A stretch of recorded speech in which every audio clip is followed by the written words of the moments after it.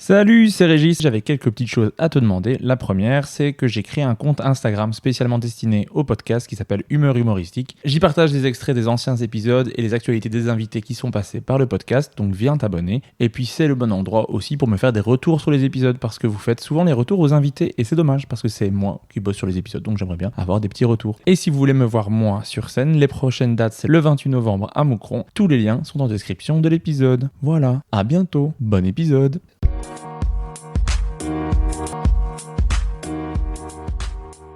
Alors bonjour et bienvenue dans ce nouvel épisode. Aujourd'hui j'ai la chance d'échanger avec un humoriste qui me fait beaucoup rire, sinon il serait pas là. Et j'ai la chance de faire sa première partie ce soir à Bruxelles. Je l'avais déjà fait l'année dernière, ça s'était bien passé. Ce soir on remet ça, je reçois Ghislain Blic. Comment ça va ? Ça va très bien. Salut Réré, merci de m'accueillir.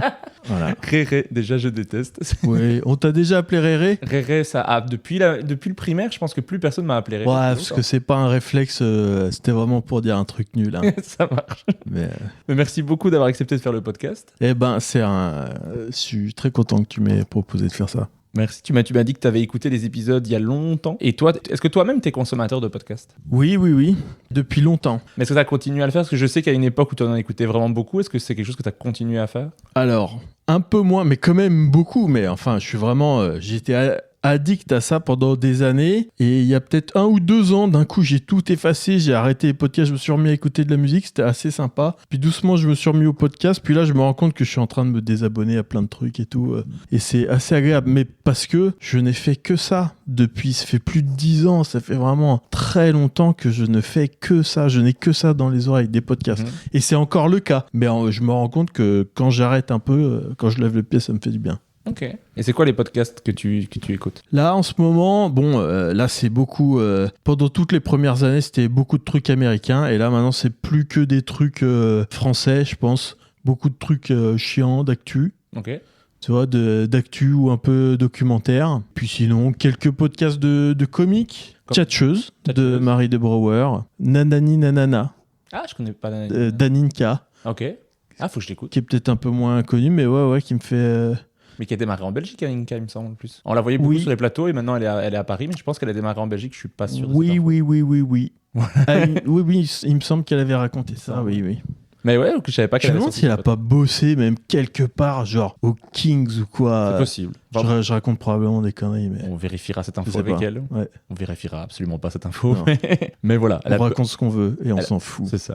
T'en as d'autres en tête parce que j'aime bien. Ouais, d'autres trucs. De l'amour et du seum. Voilà. De Lisa Margot Amri et Elsa Bernard. Qui est bon, là ça commence à parler un peu d'amour. Le Love Gang. J'écoute beaucoup de podcasts de gonzesses parce que je trouve ça sympa. Bah ouais. Et que j'ai évidemment plein d'amis humoristes, mecs qui font des podcasts, mais alors c'est moins... c'est sympa aussi, mais c'est moins dépaysant pour moi, quoi. J'ai vraiment l'impression de boire un café avec des potes et qu'il se passe rien de plus, quoi. Ok. Ça, tu découvres d'autres horizons, quoi. Oui. Ok. Mais toi, tu as aussi ton podcast qui s'appelle Comique, qui a probablement le meilleur jingle. Ouais. De podcast, je trouve qu'il est trop bien. Ok, trop sympa. Voilà. J'ai écouté encore un épisode ici en voiture. À chaque fois, je me fais j'aime bien son jingle. J'ai pas de jingle dans le podcast. Voilà. C'est moi qui l'ai fait avec mon ex. Ok. Avec toute la connaissance et le matériel de mon ex, mais sinon c'est ma voix dessus. Ok. Bah, trop bien. T'as une 60aine d'épisodes. Le premier épisode, il date du 31 juillet 2019. Est-ce que tu peux décrire un peu le podcast pour ceux qui l'ont jamais écouté ? Dès le départ, je voulais qu'il n'y ait aucun concept. Je voulais faire n'importe quoi dans ce podcast. Et la vérité, c'est que après, comme ça a commencé pendant le Covid, il y a eu un peu un concept parce que comme il n'y avait rien de disponible pendant le Covid, c'était juste moi qui parlais tout seul. Donc c'était ça. Et puis après, j'ai reçu des potes un peu pour discuter avec eux. Donc c'est des discussions avec des potes, des fois des épisodes de moi tout seul. Dernièrement, cette année, il y a eu 3 épisodes live tournés au solo à Paris, en public, avec des humoristes. C'est hyper compliqué à expliquer. C'est n'importe quoi. Il est super marrant. Mais moi, je suis toujours impressionné parce que les épisodes que tu fais tout seul, t'enregistres pendant combien de temps pour arriver au final à avoir le temps de l'épisode ? Je pense qu'il y a les 2 tiers qui sautent. Je pense que je peux enregistrer 1 heure pour en sortir 20 minutes. Ok. Je dirais. Moi, je suis vraiment toujours impressionné parce que des épisodes tout seul, moi, juste faire les intros de mes épisodes, je déteste. Vraiment, Ouais. souvent, si je fais le plus court possible, donc c'est des intros de 1 minute, 2 minutes, et déjà, c'est trop me demander. Non, mais je comprends Là, complètement. je suis tout seul, je sais pas quoi dire, je sais pas sur quel ton le dire. Des fois, je fais mes intros avec ma copine qui m'écoute, juste pour que j'arrive à le dire de façon relativement naturelle pour pas le faire. Ok. Bonjour. Dans cet épisode, vous allez entendre, tu vois, ça fait Oui, pas oui. naturel. Et alors, quand j'ai un invité, là, je suis obligé de poser des questions, donc je suis obligé d'arriver à que ça sonne relativement humain. Oui, oui. Mais je sais pas comment tu fais, du coup. C'est une souffrance. Non, mais c'est pour ça que je sors pas beaucoup d'épisodes. Parce que c'est dur. C'est une souffrance de parler tout seul dans un micro. C'est un truc de fou furieux, quoi. C'est un truc, faut aller en hôpital psychiatrique, quoi, quand tu fais ça. Donc, c'est pour ça que j'en fais pas souvent. Et alors, je sais pas, c'est trop bizarre. J'aime bien le résultat final. J'aime bien ce que ça donne. J'aime bien les épisodes, mais oui, produire ça, c'est de la souffrance. Et des fois, parce que oui, je parle tout seul dans un micro, comme un con. Et il y a beaucoup de trucs très gênants que les gens n'entendent pas parce que ça finit jamais en ligne, quoi. Je suis vraiment impressionné par ça parce que même dans les interviews, les 3/4 des trucs que je coupe, c'est mes interventions. Tu vois, par exemple, j'ai enregistré un épisode que j'ai publié lundi. Je pense qu'il durait 1h50. Au final, j'ai sorti 1h30 parce qu'il y a 20 minutes de moi qui parle que j'ai retiré. Non, mais je comprends, je suis comme toi. Sauf que je le fais quand même, quoi. Je pose des trucs, mais je me coupe énormément et je déteste beaucoup tout ce que j'ai dit et tout, quoi. Et puis le petit bout que je trouve correct, je le laisse, quoi. Qu'est-ce qui t'apporte le podcast? Est-ce que tu vois qu'il y a des gens qui viennent te voir parce qu'ils écoutent le podcast ou pas spécialement? Ouais, alors j'avais un autre podcast avant celui-là qui s'appelait Sympa la vie, donc Avec Paul de Chavannes. avec Paul de Chavannes, et donc tout ça en fait ça fait des années, ça fait depuis 2017, donc ça me fait connaître aux gens, ça me fait du public, mais ça reste quand même un peu confidentiel, quoi. Je sais pas combien il y a d'auditeurs, mais peut-être 5 ou 6 000, quoi, et donc ça remplit pas l'Olympia, quoi, si tu veux, et puis c'est 5 ou 6 000 sur la planète, donc oui, ça m'apporte un peu de public dans les salles, pas énormément, mais le meilleur public. C'est le meilleur public, quoi. C'est des gens, je me livre un peu, donc c'est des gens qui me connaissent, qui savent un peu ma manière de raisonner et tout. C'est des gens qui veulent me voir en salle. C'est toujours le meilleur public. Les gens qui m'écoutent en podcast, ça m'apporte ça uniquement. Ça m'apporte pas un rond, ça me coûte plein de fric. Ça m'en rapporte pas trop. Je crois qu'il y a un Tipeee, mais j'ose jamais prendre la thune sur Tipeee. Mais juste, ouais, ça fait une relation avec des gens, même les gens qui m'envoient des messages et tout. Ouais, c'est un super média pour ça, quoi. À fond. Mais surtout que les gens qui viennent te voir via le podcast, c'est vraiment un public acquis, quoi. Ouais, c'est un public acquis. Puis ils t'ont pas vu sur des plateaux faire 20 minutes. Donc il y a des vannes qu'ils connaissent pas et tout. Donc ils sont trop contents d'entendre tes blagues et tout. Non, mais c'est les. Oui, c'est les. Puis ils rient. Ouais, ils sont trop contents, ils rient fort et tout. C'est vraiment le meilleur public. Trop bien. Mais donc, tu l'as dit, tu as aussi enregistré 3 épisodes en live filmés au Solo à Paris, que tu animes avec Omar Dob. Tu as reçu Rosa Bernstein, Marie de Brouwer, Basile, Marine Léonardi, Mathieu Madénian et Emma Beaujean. Est-ce que tu penses en enregistrer d'autres? Non. Non? Non. Pourquoi? Parce que j'étais pas du tout. Je suis pas du tout fait pour ça. Trop dur pour moi. Les 3 épisodes.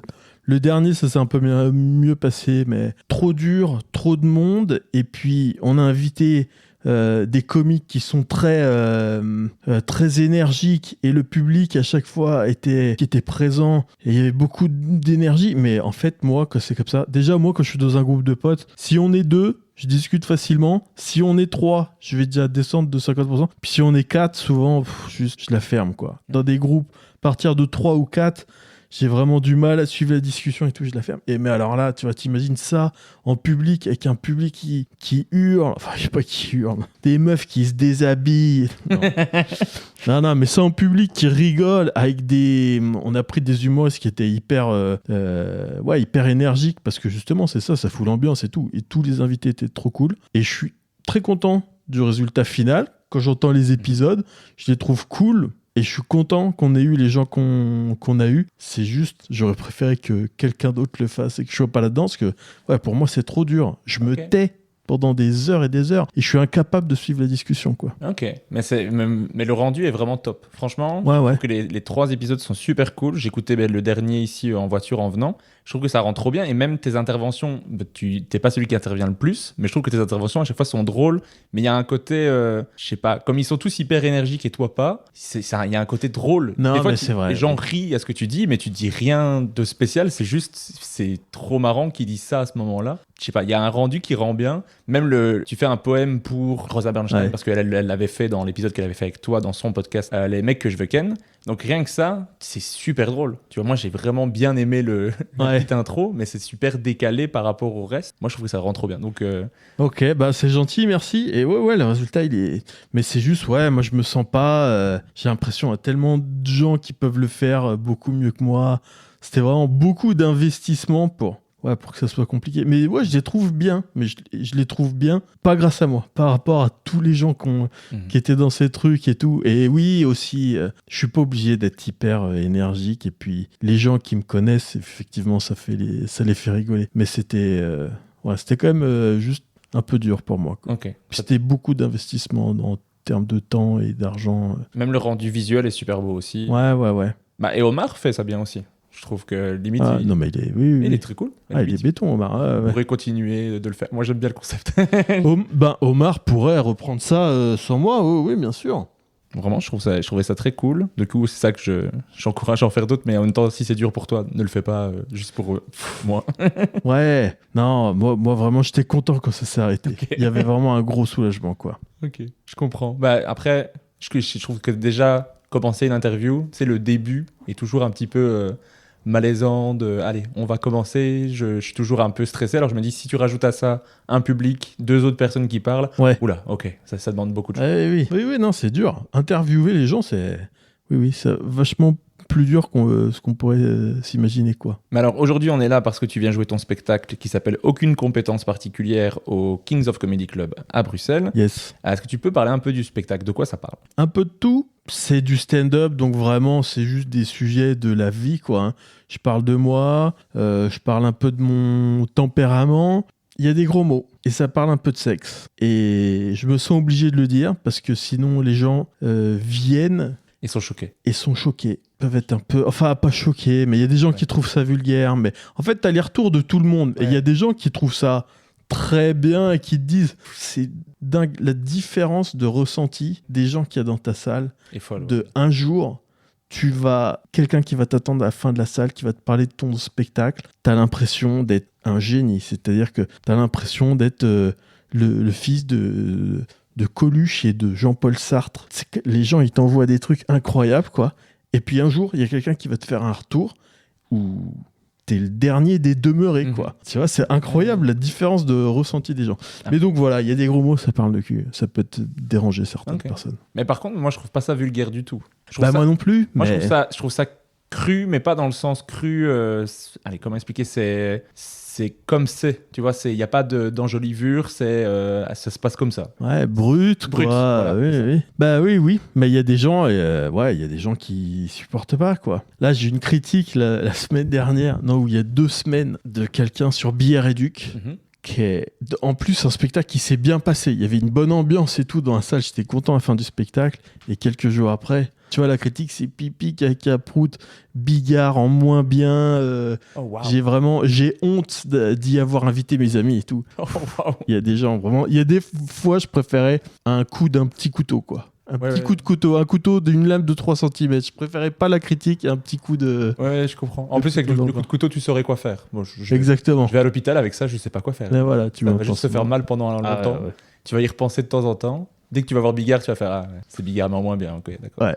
Mais est-ce que du coup, tu regardes beaucoup les critiques? Bah là, maintenant, j'arrête. Je peux plus. J'ai bloqué tout sur mon téléphone, Billard Éduc partout. J'ai tout bloqué. Faut plus que je puisse voir ça. Parce que sinon, j'ai tendance à les regarder. Puis j'ai tendance à regarder au mauvais moment. J'ai tendance à regarder 4 heures avant de monter sur scène. Nous, en Belgique, on n'a pas ce système Billard Éduc. Du coup, il n'y a pas trop d'avis sur les spectacles. Enfin, sauf si tu vas sur la page, dans les commentaires des vidéos, ce genre de choses. Mais du coup, on n'a pas trop ce retour sur les spectacles. Après, je trouve ça cool des fois d'avoir les retours parce que tu te dis, au moins, tu as une petite idée de c'est quoi le spectacle, mais en vrai, comme les avis sont tellement différents, tu sais jamais savoir, quoi. Bah ouais. Que pipi caca, vraiment pas, quoi. C'est vraiment le truc, jamais je dirais pipi caca pour toi. Il y a des gens pour qui c'est une évidence et c'est rien d'autre, quoi. Mais je sais pas, si tu vois, si quelqu'un me disait il est très désabusé, c'est calme, je fais bah oui, ça c'est son style. Si tu aimes, t'aimes pas, mais pipi caca, pas du tout, tu vois. Je veux dire, je comprends pas le commentaire. Ah bah il y a des gens pour qui c'est non mais il y a des gens pour qui c'est ça, mais les fois c'est bizarre hein, les retours des gens. Souvent les gens qui mettent des mauvaises critiques, je pense que c'est souvent des gens qui ont été vraiment touchés en plein cœur par une blague qui les a touchés vraiment là où il fallait pas, quoi, et qu'ils veulent se venger. Ça a toujours été un peu ma théorie, quoi.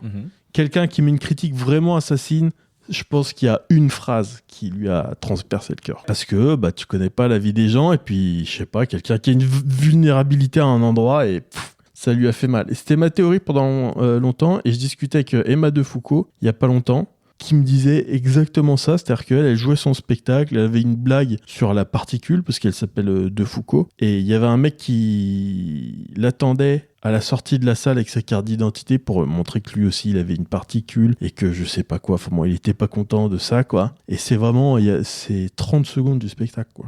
Et il l'a cartonné sur Billet-Réduc. Et je pense que c'est ça, c'est des gens qui sont touchés vraiment à l'endroit où il fallait pas, quoi, et qu'ils veulent se venger, quoi, ils veulent faire du mal. C'est fou. Est-ce que le spectacle, parce que moi je l'avais vu l'année dernière, est-ce que depuis l'année dernière, tu penses qu'il a beaucoup évolué ? Tu parles de, t'as retiré des choses, t'as rajouté des choses ? Il a probablement un peu évolué, mais pas beaucoup, je pense. Il y aura bien, probablement, il sera similaire à 75%, je pense. Ok. Mais c'est ce que des fois les artistes ils ont un truc de soit le spectacle on n'y touche plus, soit c'est on met un titre mais on retire des parties, on en rajoute. Ouais, juste ouais. pour voir un peu toi comment tu voyais le spectacle, quoi. Je n'ai aucune idée. Le spectacle, l'objet spectacle et globalement le plan de carrière, je n'ai aucune idée de comment ça fonctionne, de quand est-ce qu'on fait un deuxième spectacle, pourquoi est-ce qu'on fait un spectacle. Tout ça, pour moi, je n'y vois aucun sens et je ne comprends pas comment ça fonctionne. Ok. Donc ça répond pas trop à ta Non, mais c'est marrant de voir je suis dans le doute total de à quel moment tu fais un deuxième spectacle ou alors juste tu changes régulièrement le premier jusqu'à ce qu'il ait complètement plus rien à voir avec ce que c'était il y a un an. Je n'ai aucune idée de ce qu'il faut faire. Bah parce que, par exemple, moi je suis en rodage de mon premier spectacle. Moi je compte à un moment donné dire que c'est la première avec le titre. Mais le spectacle, à partir de là, j'y touche plus. Tu vois ce que je veux dire ? Ouais. Ou alors j'améliore si je veux rajouter une blague ou quoi, mais dans la très très grande majorité, j'y toucherai plus, quoi. Et après, je le joue pendant un moment. Enfin, c'est ma vision maintenant. C'est peut-être facile de le dire avant de l'avoir lancé, tu vois. Et après, je le joue pendant le temps que ça me fait rire. Et après, j'arrête et j'en fais un complètement nouveau avec rien de l'ancien, quoi. Ok. Moi, donc, c'est comme ça que je le vois pour moi. Mais pendant que tu joues ton premier spectacle, tu vas jouer dans les comedy clubs, tu vas continuer un peu à jouer sur des plateaux, à faire des passages plus courts. Ouais. Et donc, ça va te faire des nouvelles blagues. Et ces nouvelles blagues-là, ça sera pour un deuxième spectacle. Tu les intègres. Ouais, moi, c'est un peu comme ça que je pense. Non, mais c'est bien.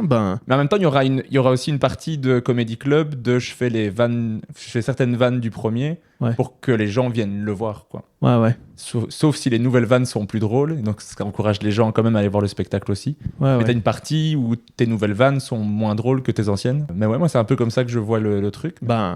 ça a le mérite que au moins t'as une règle, quoi. Et donc du coup ça te met une contrainte et tout, ce que j'ai pas du tout, je comprends rien. Faudrait juste que je me force à... Ça sera ça mon nouveau schéma Régis maintenant. Je vais faire comme toi. Ça marche, tu pourras dire que c'est moi qui ai lancé ça. Exactement. Parfait, dans tous les interviews je vais entendre mon nom au moins une fois. Allez. Alors quand on te demande pas de participer à un podcast avant de faire un spectacle, ça ressemble à quoi une journée d'avant spectacle ? Est-ce que tu as besoin de te concentrer ? Est-ce que tu as besoin de tu répètes ? Comment ça se passe ?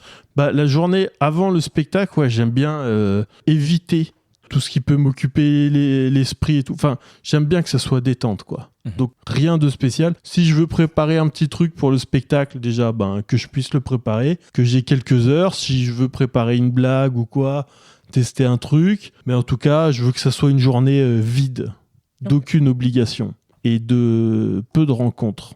Ok. Du coup, le podcast juste aujourd'hui, ça t'arrange pas tant que ça ? Non. Okay. T'es en train de me foutre en l'air, Régis. Je suis vraiment désolé. T'es en train de foutre mon spectacle. J'espère que t'es fier de toi. Pas trop. Non, je déconne. Je dis pas ça pour que tu te sentes mal. Non, écoute, là, je viens à Bruxelles et à Bruxelles. Je l'ai on a entendu un petit peu le cas, mais je l'ai fait hyper discretos. Tant que tu dis pas Bruxelles, ça va. Ouais, Vraiment, ouais, je sais pas pourquoi, hein. C'est vraiment physique. Il y a un truc de tu dis Bruxelles, Bah, je comprends, oui. il y a tout mon âme qui s'énerve comme ça. Ouais. Ça Mais nous je tourne. comprends. Bah, oui, parce que c'est le nom de la ville, quoi. C'est ça. Plus on parle la même langue. C'est pas comme si quelqu'un parlait une autre langue et avait un peu du mal à prononcer les noms locaux où tu pourrais un peu Oui, accepter, quoi. comprendre. Tandis que là, quelqu'un qui parle la même langue, s'il dit pas le nom correctement, c'est vraiment qu'il a envie de faire chier, quoi. Je crois que c'est le Bruxelles, ou alors quand des humoristes de Paris souvent viennent et disent vous avez ça, mais c'est genre un truc qui est évident qu'on ait aussi. Je sais pas, il y a déjà des humoristes qui ont dit vous avez vous des bus? Et on fait oui, on est quand même une capitale de l'Europe, tu vois. C'est un peu exagéré, tu vois, mais c'est le genre de choses, des choses évidentes qu'il y a dans des grandes villes et qu'on est là, mais oui, on n'est pas des paysans, tu vois, c'est Bruxelles quand même. Ouais. Ce qui est marrant parce que moi, quand je vais à Bruxelles, pour moi, c'est la grande ville. Moi, je viens pas du tout de Bruxelles, je viens d'une petite ville qui s'appelle Mons. Du coup, pour moi, c'est déjà la grande ville, donc, mais pour Paris, ça a l'air tout petit, quoi. Oui. C'est marrant. C'est terrible. La vision. Les quoi. Belges nous nous haïssent. Les Belges nous haïssent. Ah, Quelle horreur. On aime bien. Bah, y a toujours, les blagues sur les Français, c'est les blagues qui marchent le mieux à Bruxelles, quoi. Si t'as des blagues où tu vannes la France, je pense que ça va très bien fonctionner. Sauf si c'est tous les Français de Bruxelles qui sont venus te voir. Bah, j'ai un truc, j'ai quelques trucs, oui, d'ailleurs, qui marchent bien quand je viens. Trop bien. Et est-ce que toi, tu sens une différence quand tu viens jouer genre à Bruxelles, quand tu viens jouer en Suisse, par rapport à Paris, ou pas spécialement? Bah, pas spécial. Enfin, disons que je saurais pas dire. Ça s'est toujours bien passé. Le Kings, je suis venu 2 fois ou 3 fois, je sais plus. Et ça, l'ambiance a toujours été trop cool et tout. Alors, est-ce que c'est Bruxelles? Est-ce que c'est de la chance? Est-ce que c'est le Kings, tu vois? Est-ce que le public de Bruxelles, il est homogène si tu vas d'un comedy club à l'autre? Est-ce que c'est un peu les mêmes réactions? Je sais pas. La dernière fois que je suis venu, j'ai fait, avant la veille de venir à Bruxelles, je suis allé à Namur. C'était très compliqué. Et pourquoi compliqué? C'était dur, ça riait. Ouais, c'était dur de faire rire les gens, quoi. Est-ce que c'est le lieu qui t'a perturbé ou... Le lieu aussi m'a un peu perturbé. J'avais pas de première partie. Je sais pas. Puis le public, je sais pas, c'était compliqué, quoi. Mais je trouve que chez Guillaume, moi, j'y joue assez régulièrement. Je trouve que j'adore l'endroit. Plus j'y joue, plus j'aime. Mais les premières fois, je trouvais ça très perturbant parce que c'est la disposition du restaurant en L comme ça. Ouais. Donc tu as envie de regarder tout le monde, mais donc tu as l'impression d'être un ventilateur pour ouvrir toute la salle. À un moment donné, ça te perturbe parce que d'habitude, tu regardes droit devant toi. Et tandis que là, droit devant toi, t'as un coin de mur, quoi. C'est ça. Tu peux pas trop, quoi. Mais du coup, je trouve que plus tu y joues, plus c'est sympa. Il y a aussi le côté que les gens sont en train de manger avant le spectacle. Donc quand tu démarres, faut le temps que ça démarre. Mais sinon, Bruxelles, toujours eu top ambiance. Après, en France, t'as des villes où l'ambiance est trop cool, et puis t'as d'autres villes où c'est plus compliqué. J'ai jamais trop compris pourquoi, mais... Okay. T'as déjà joué au Québec? Non. Non? C'est pas un truc que t'as envie de tenter? Si, mais bon, ça coûte une blinde, donc faudrait vraiment qu'il y ait un projet, quoi, que je sois... qu'on m'invite là-bas, qu'on prenne le déplacement. Ok. Bah parce que c'est très cool. Moi, j'ai fait un an à Montréal, et j'ai adoré. Mais je trouve que le public est tellement habitué au stand-up que t'as pas besoin d'expliquer les codes. Ils comprennent les vannes, ils rient aux prémices, des fois, parce que c'est juste là, bonne prémisse. Même si la vanne n'est pas incroyable de fin, ils sont contents que l'idée des fois. Et c'est des fois impressionnant, le public est tellement habitué stand-up, ils peuvent te faire des retours que font des humoristes qui en font depuis plusieurs années, quoi. Ton callback, il est pas mal, mais attention, tu n'utilises pas exactement le même mot, donc on n'entend pas bien. Oh, waouh. Ok, ça, c'est un retour public, quoi. Ce qui est plus sympa que c'est un peu pipi caca. Oui. Mais du coup, je conseille à tout le monde le Québec, mais j'aime trop. S'il y a des Québécois qui nous écoutent et qui veulent bien m'inviter à jouer à Montréal ou n'importe où au Québec, c'est avec grand plaisir. Mais du coup, ce spectacle, tu le joues 2 fois par mois au solo à Paris, tu le joues en tournée. Et ce soir, que je l'ai dit, je fais ta première partie. Toi, tu as fait pas mal de premières parties de Pierre Thévenoud, de Franjo et d'autres humoristes. Je sais pas trop si tu en as fait beaucoup. C'est quelque chose que tu fais beaucoup? Pas beaucoup, mais j'ai beaucoup fait Pierre, un peu Franjo, un peu Mathieu Madénian en ce moment. Ok. Et est-ce que tu as des conseils pour les gens qui font des premières parties pour que ça se passe bien? Parce que je trouve que l'exercice est super difficile. Oui, c'est super difficile. Ok. Je suis d'accord avec toi. D'accord.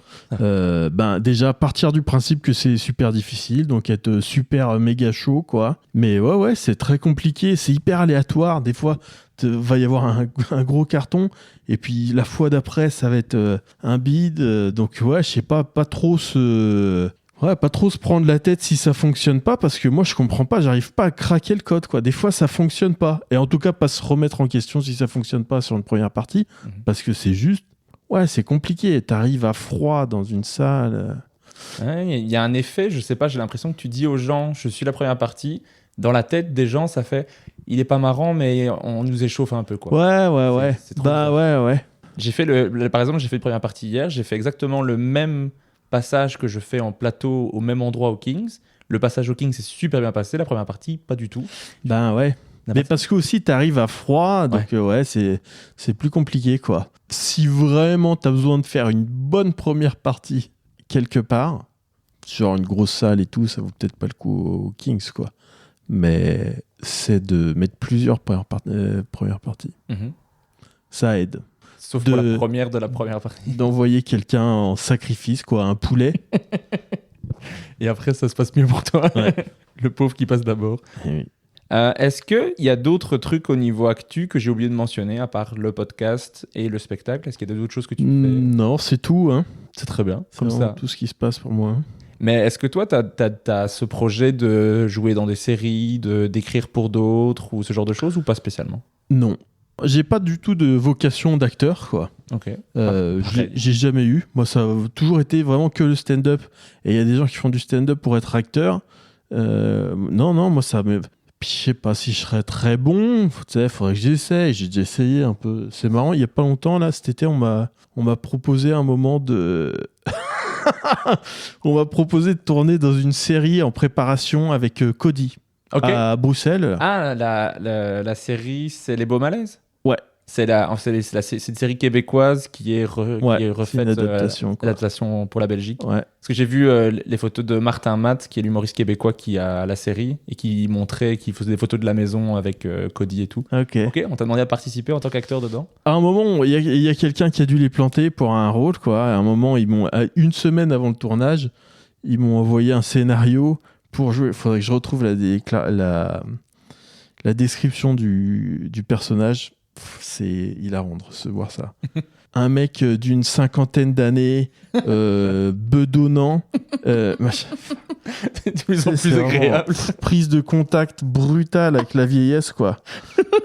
Un mec d'une 50aine d'années, bedonnant, chauve, l'air malade, qui pue un peu du cul. C'est de plus en plus agréable. Pas qui pue du cul, mais vraiment... Si tu le lis entre les lignes, c'est ce qui est putain, c'est ça que je représente pour les gens. Puis ça s'est pas fait. Ils m'ont plus répondu. Ils ont dû trouver quelqu'un qui a répondu plus vite que moi. Ou qui était plus bedonnant. Non. Ah, c'est vraiment vexant. Ouais. Ah, waouh. Mais non, pas de vocation d'acteur. Et écrire pour les autres, je suis pas très bon non plus pour ça, je crois. Je trouve ça dur d'écrire avec quelqu'un. J'ai déjà essayé. Ça a jamais été... Je sais pas comment on fait. Je sais pas non plus. J'ai juste fait une fois une session avec quelqu'un qui m'avait demandé de l'aider pour écrire.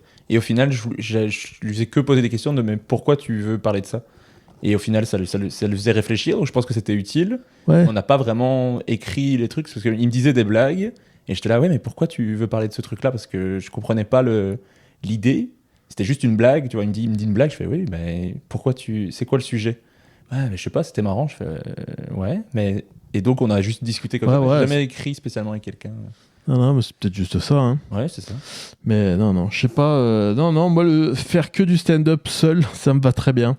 Et peut-être jouer dans des trucs, si c'est moi qui écris, qui réalise, ça serait plus simple, quoi. Tu pourrais te donner un rôle plus sympa. Bah non, mais je sais ce que j'attends de moi-même, quoi, forcément. Je trouve ça compliqué, parce que j'ai quand même tourné des trucs. Je trouve ça compliqué, la relation avec un réalisateur, parce que moi, c'est toujours pareil. On m'appelle, on me fait, ouais, est-ce que tu veux tourner là-dedans? Je fais, écoute, moi, faut s'attendre à ce que peut-être je suis pas très bon acteur, mais bon. Et les gens me disent, mais non, mais en fait, c'est exactement toi ce que je veux, c'est ton personnage, t'as pas besoin de jouer. Faut que tu sois toi devant la caméra, et c'est ça. Et donc, À chaque fois, je dis ok, bon, bah, dans ces cas-là, ok.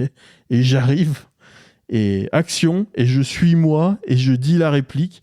Comme je suis moi dans la vie, je dis le truc, et là, c'est coupé. Non, mais alors en fait, faut pas que tu le dises comme ça, tu vois. Donc, la relation avec un réalisateur, c'est hyper compliqué, moi, je trouve. Mais moi, j'ai vu, t'avais fait une vidéo pour le solo avec Mathieu Madénian.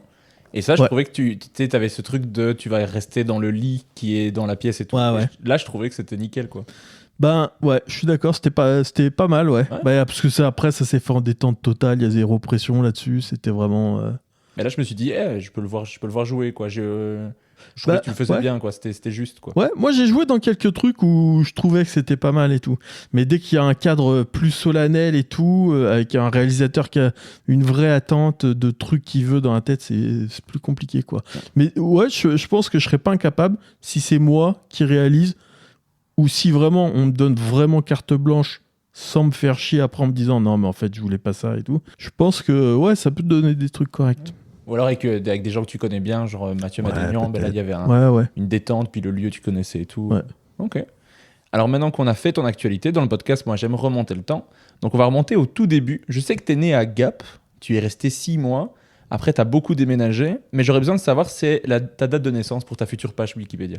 20 mars 2004. Donc ça me fait 21 ans. Ouais, c'est ça, 21 ans. Tout de plus en plus vexant quand t'es engagé pour un rôle de 50 ans. Ouais, abusé. Non, 20 mars 1982. Ok. Ah, bon, ok. J'ai quand même beaucoup réussi à cacher ma date de... C'est pas tellement mon âge qui me dérange, c'est mon anniversaire. Pourquoi ? Donc, je sais pas. Si tu veux, je peux le retirer. Hein. Non, c'est pas grave à ce point-là, quoi. Mais non, je sais pas. J'aime pas qu'on me souhaite bon anniversaire, je sais pas pourquoi. Non, enfin, non, je trouve que c'est un jour compliqué, l'anniversaire. Mais sinon, ouais, 20 mars 82, 43 ans. Et donc, t'es né à Gap. Après, tes parents, ils ont beaucoup déménagé parce que ton père travaillait dans les villages de vacances. Ouais. Mais moi, ce qui m'intéresse, ce serait de savoir, est-ce que enfant, tu étais déjà quelqu'un de drôle ? Oui et non. Pas du tout un clown, pas du tout à faire rire les copains dans la classe.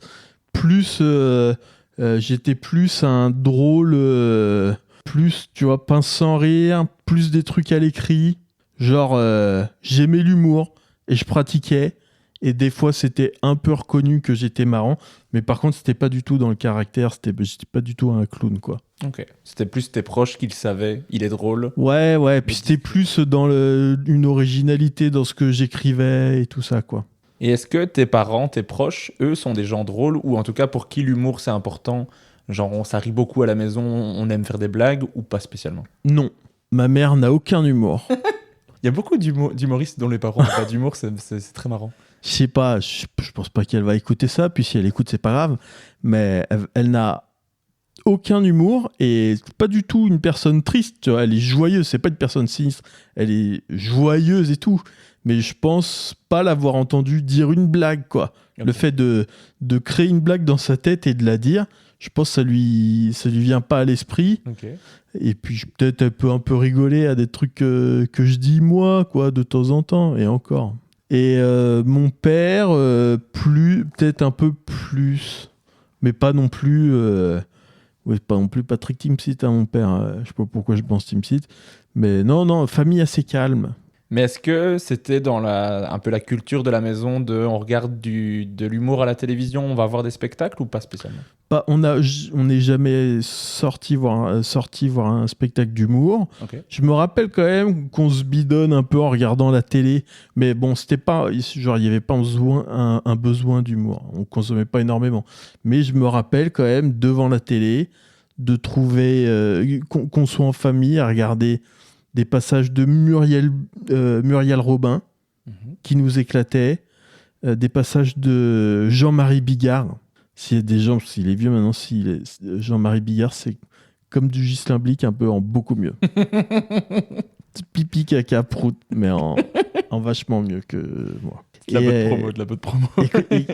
Et qu'on rigolait, quoi. On était... on se bidonnait en famille devant ces trucs-là. Mais est-ce que toi, quand tu regardais ça te donnait envie ou tu te disais, moi, je pourrais être lui ? Pas Non, jamais eu de vocation, aucune vocation artistique jusqu'à tard. C'est pour ça que je suis vieux aujourd'hui. C'est ce que moi, l'idée de monter sur scène, elle m'est venue à peut-être 32 ans, quoi. Bon, on va y arriver parce que je sais que mais j'ai des petits trucs avant. Enfant, tu disais que tu voulais être dentiste pour gagner beaucoup d'argent. Ouais, je crois que j'ai retrouvé un enregistrement audio de mon père où je dis ça.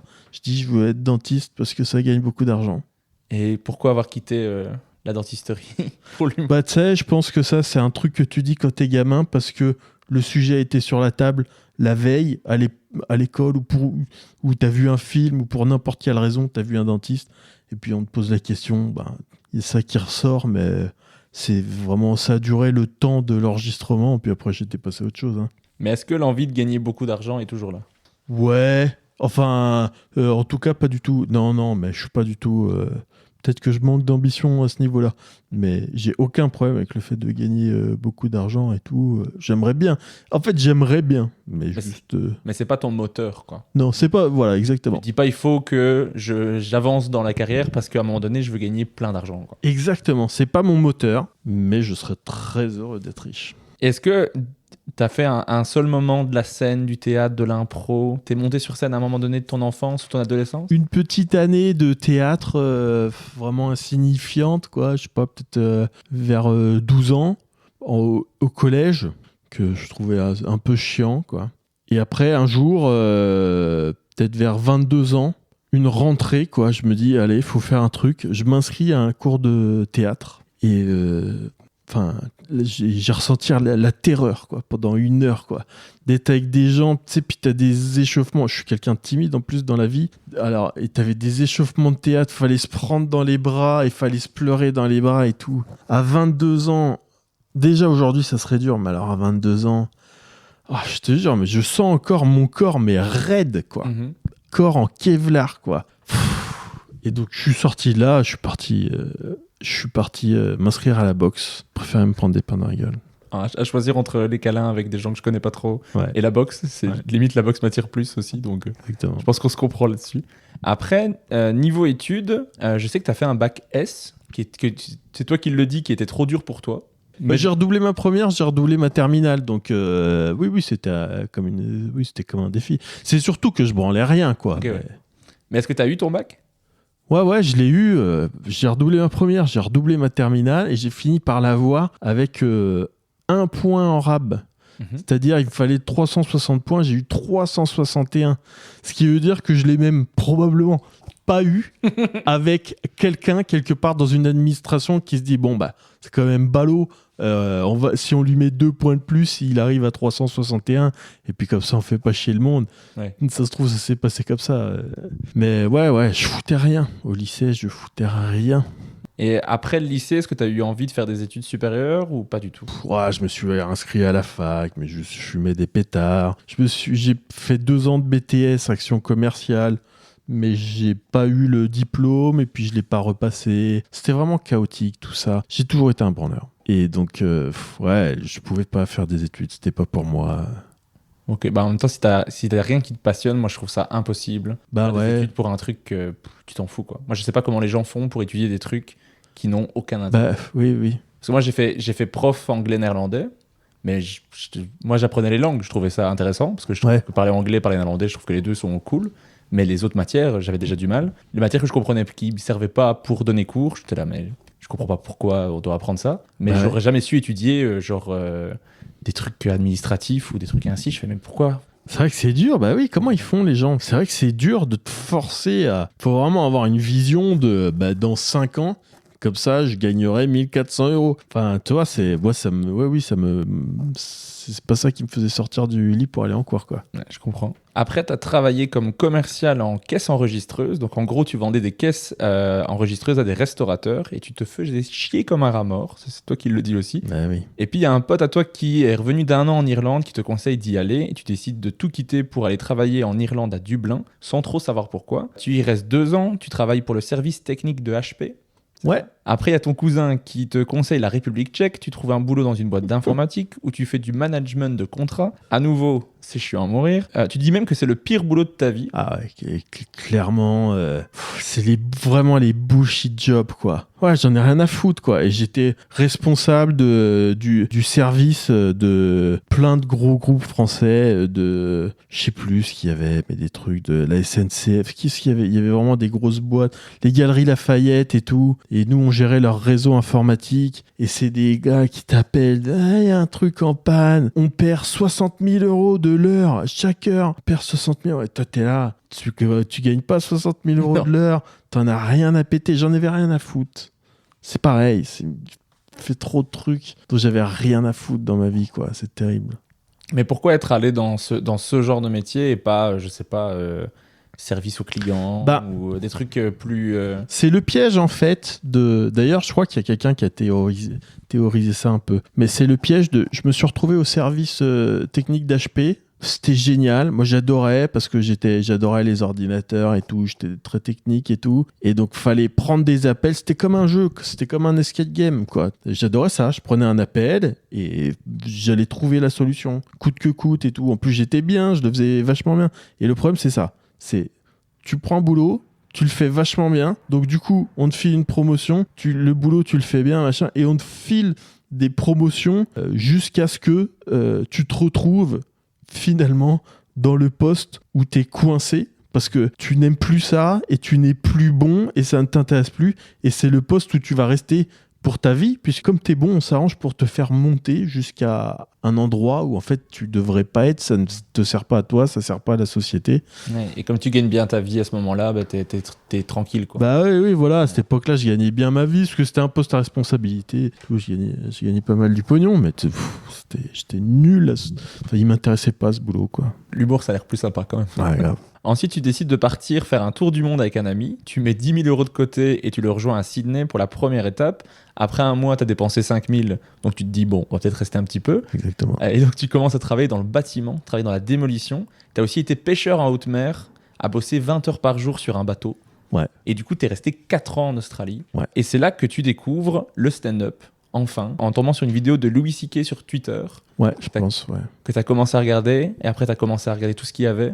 Qu'est-ce qui t'a accroché dans le stand-up quand tu as regardé ça? Parce que tu avais déjà vu du stand-up quand tu étais en France, ça t'avait pas fait cet effet-là. J'avais vu, ouais, le Jamel Comedy Club, mais ça m'avait pas fait cet effet-là, sachant que le Jamel Comedy Club, c'était 5 gars français qui faisaient du stand-up qui eux-mêmes étaient en train de le découvrir, quoi. Alors que le stand-up américain, c'était 2000 personnes, je dis des gars ou des meufs et tout, mais c'était 2000 personnes qui faisaient ça. C'était une tradition depuis 100 ans. Donc si tu veux, oui, c'est incomparable. Le stand-up français de l'époque et le stand-up américain, ça n'avait rien à voir, quoi. Et donc ouais, je tombe sur une vidéo de Louis C.K. partagée sur Twitter par Adrien Méniel.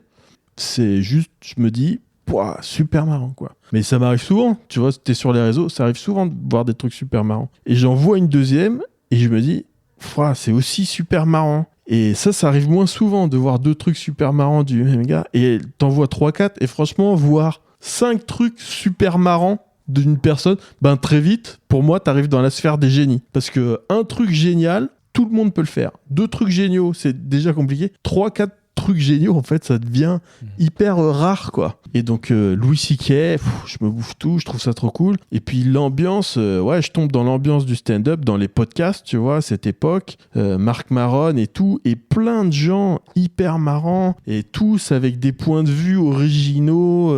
Donc, ouais, on avait le stand-up en France, mais c'était absolument incomparable, quoi. On a du football américain en France. Je connais pas, tu vois, mais qui a envie d'aller voir un match de football américain français, quoi. C'était quasiment ça la différence à l'époque, quoi. Ok, ouais. Qu'est-ce que tu penses qui t'a fait aimer surtout le stand-up? Parce que tu aurais pu avoir la même chose avec les comédies américaines, ou avec des films, ou avec des vidéos, ou avec du contenu comme ça, mais qu'est-ce qui fait que c'est vraiment le stand-up? Qu'est-ce que tu as aimé là-dedans?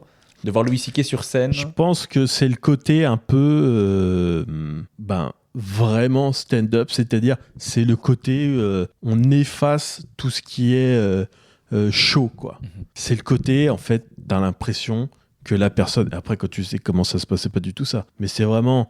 Voilà, il n'y a pas de show, il n'y a pas de costume, machin. T'as vraiment l'impression que c'est un gars qui est arrivé pour parler 1 heure et qui est juste naturellement hilarant, quoi. Donc, bien sûr, c'est méga... c'est méga impactant, quoi. C'est aussi beaucoup pour ça que je pense que les interactions marchent bien, parce que c'est encore un niveau de naturel en plus. On voit beaucoup d'interactions, ça cartonne sur les réseaux sociaux, parce qu'on a vraiment encore plus l'impression que le mec sort de son texte et qu'il en a un pro total et tout. C'est rarement le cas. Mais ouais, je pense que ce qui m'a séduit dans le stand-up, c'était ça, quoi. C'est l'impression de... C'est pas écrit, il récite pas des vers, le gars. C'est...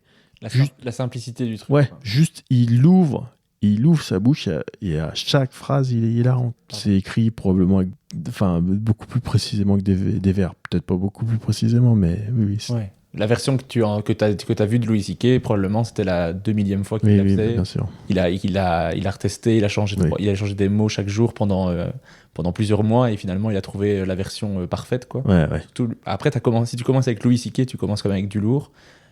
Et est-ce qu'il y a d'autres artistes qui t'ont vraiment impressionné dès le départ? Il y a Louis C.K., est-ce qu'il y en a d'autres qui... Ouais, Bill Burr, Doug Stanhope, Jim Jeffries, qu'est-ce que je regardais? Mais tout le monde, quoi. Dimitri Martin. J'étais vraiment un gros geek de ça à l'époque, ce que je suis plus du tout, quoi. Ok, et t'expliques ça comment? Le fait que t'as arrêté de consommer parce que t'adorais ça? Parce que je trouve que le fait d'être dedans, quelque part, c'est un peu comme être magicien. Ça doit être pire d'être magicien, mais quand t'es magicien, tu vois des spectacles de magie, t'es pas magicien, tu vois des spectacles de magie, t'es émerveillé, tu te dis, je vais en faire mon métier. Le jour où c'est ton métier, c'est terminé, quoi. Les spectacles n'ont plus aucun intérêt, à part peut-être de se demander techniquement comment il a réussi à faire ça. Mais donc là, à force d'être dans le truc, même des spectacles des fois de mes idoles, je les trouve moins bien, je suis moins touché qu'avant et tout, quoi. Parce que j'en ai vu énormément. Je suis peut-être un peu blasé de ce côté-là. Par contre, je suis pas du tout blasé d'en faire, quoi. Tu vois, de faire ça tous les soirs. Je suis tellement heureux, même dans des endroits, même si je vais jouer dans des endroits qui sont pas terribles et tout, je suis pas du tout blasé de ça. Mais je regarde beaucoup moins, parce que ça a perdu un peu de son impact sur moi, quoi. Je comprends et en même temps pas, parce que moi il y a les deux sons de cloche. On me dit souvent, regarde plein de trucs et tout. C'est normal, c'est des phases aussi. Quelques années, tu vas retomber sur des trucs. Ou alors, tu vas avoir des nouveautés, des nouvelles façons de faire aussi. Peut-être que là, tu te dis que c'est peut-être relativement la même chose qu'on refait. Ouais, peut-être, ouais. Mais il y a toujours des... Après, c'est parce qu'il y a une différence de niveau que quand je regarde des artistes que j'adore, je fais « Waouh, j'arriverai jamais à faire ça ». Ouais. Tu vois ce que je veux dire? Peut-être que si j'arrive à monter les échelons et à améliorer ce que je fais, peut-être qu'à un moment donné, je dirais « Bon, là, ça va, c'est pas si recherché peut-être ». Je sais pas. Il y a aussi un autre truc qui me tient pas mal à l'écart du stand-up, c'est j'ai pas envie d'être influencé dans les blagues que je vais faire. Et tu vois, par exemple, ça m'est déjà arrivé d'avoir une note dans mes notes de blagues, quoi. Tu sais, vraiment un truc de 10-20 lignes, un truc déjà un peu élaboré, quoi. Et puis je suis chez moi et je regarde un truc de Louis C.K. Et c'est exactement ce truc-là, quoi. Et c'est de toute évidence un truc que j'avais vu il y a des années, mais que j'avais complètement oublié. Ouais, internalisé c'est dans tes souvenirs, quoi. Et ça, je veux pas que ça m'arrive, quoi. Je veux pas que ça m'arrive encore. Je veux que mes vannes, je veux que mes vannes, elles viennent de moi. Donc j'ai peur un peu de trop me laisser influencer.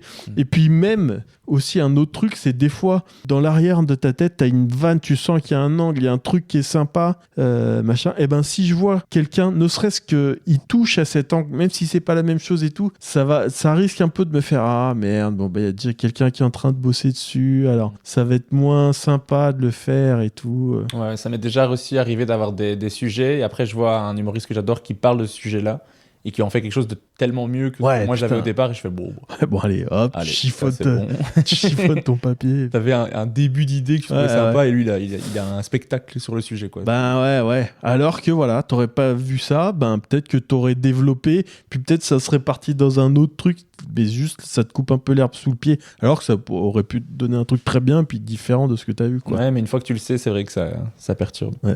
Mais t'as le stand-up, auquel t'as vraiment beaucoup accroché. T'as les podcasts, donc tu l'as dit, par exemple, WTF de Mark Maron. Ouais. Qu'est-ce que t'as aimé dans les podcasts et est-ce que tu penses que c'est vraiment ça qui t'a donné envie, toi, d'en avoir un à ton tour? Ouais, je pense aussi beaucoup, parce que les podcasts, il y avait, donc j'étais fan du stand-up, et puis le podcast, c'était tous ces gens-là qui discutaient un peu comme on fait. Il y a des gens que ça peut ne pas intéresser, mais quand t'aimes beaucoup, ouais, c'est méga intéressant, parce que t'as l'envers du décor, et donc j'entendais toutes ces histoires, et puis ils parlent les uns des autres, et puis ils parlent de l'histoire, ouais, il y a 10 ans on faisait ça, il y a 20 ans on faisait ça, donc c'est tout un monde qui se construit dans ta tête, et moi c'était ça, quoi. Et c'est... Au bout d'un moment, je me suis dit, mais enfin, je sais pas, quoi, c'est ma vie, faut absolument que je fasse ça, quoi. Mais justement, ça t'a pris combien de temps entre le moment où tu découvres le stand-up, t'écoutes les podcasts, tu regardes un peu tout ce qu'il y a, et j'envoie un mail pour m'inscrire à ma première scène? 2 ans, 3 ans à m'en foutre plein la gueule avant d'envoyer le premier email. Allez, 2 ans, je dirais. Ok, ouais, donc il y a quand même un bon petit délai entre les deux. Ouais.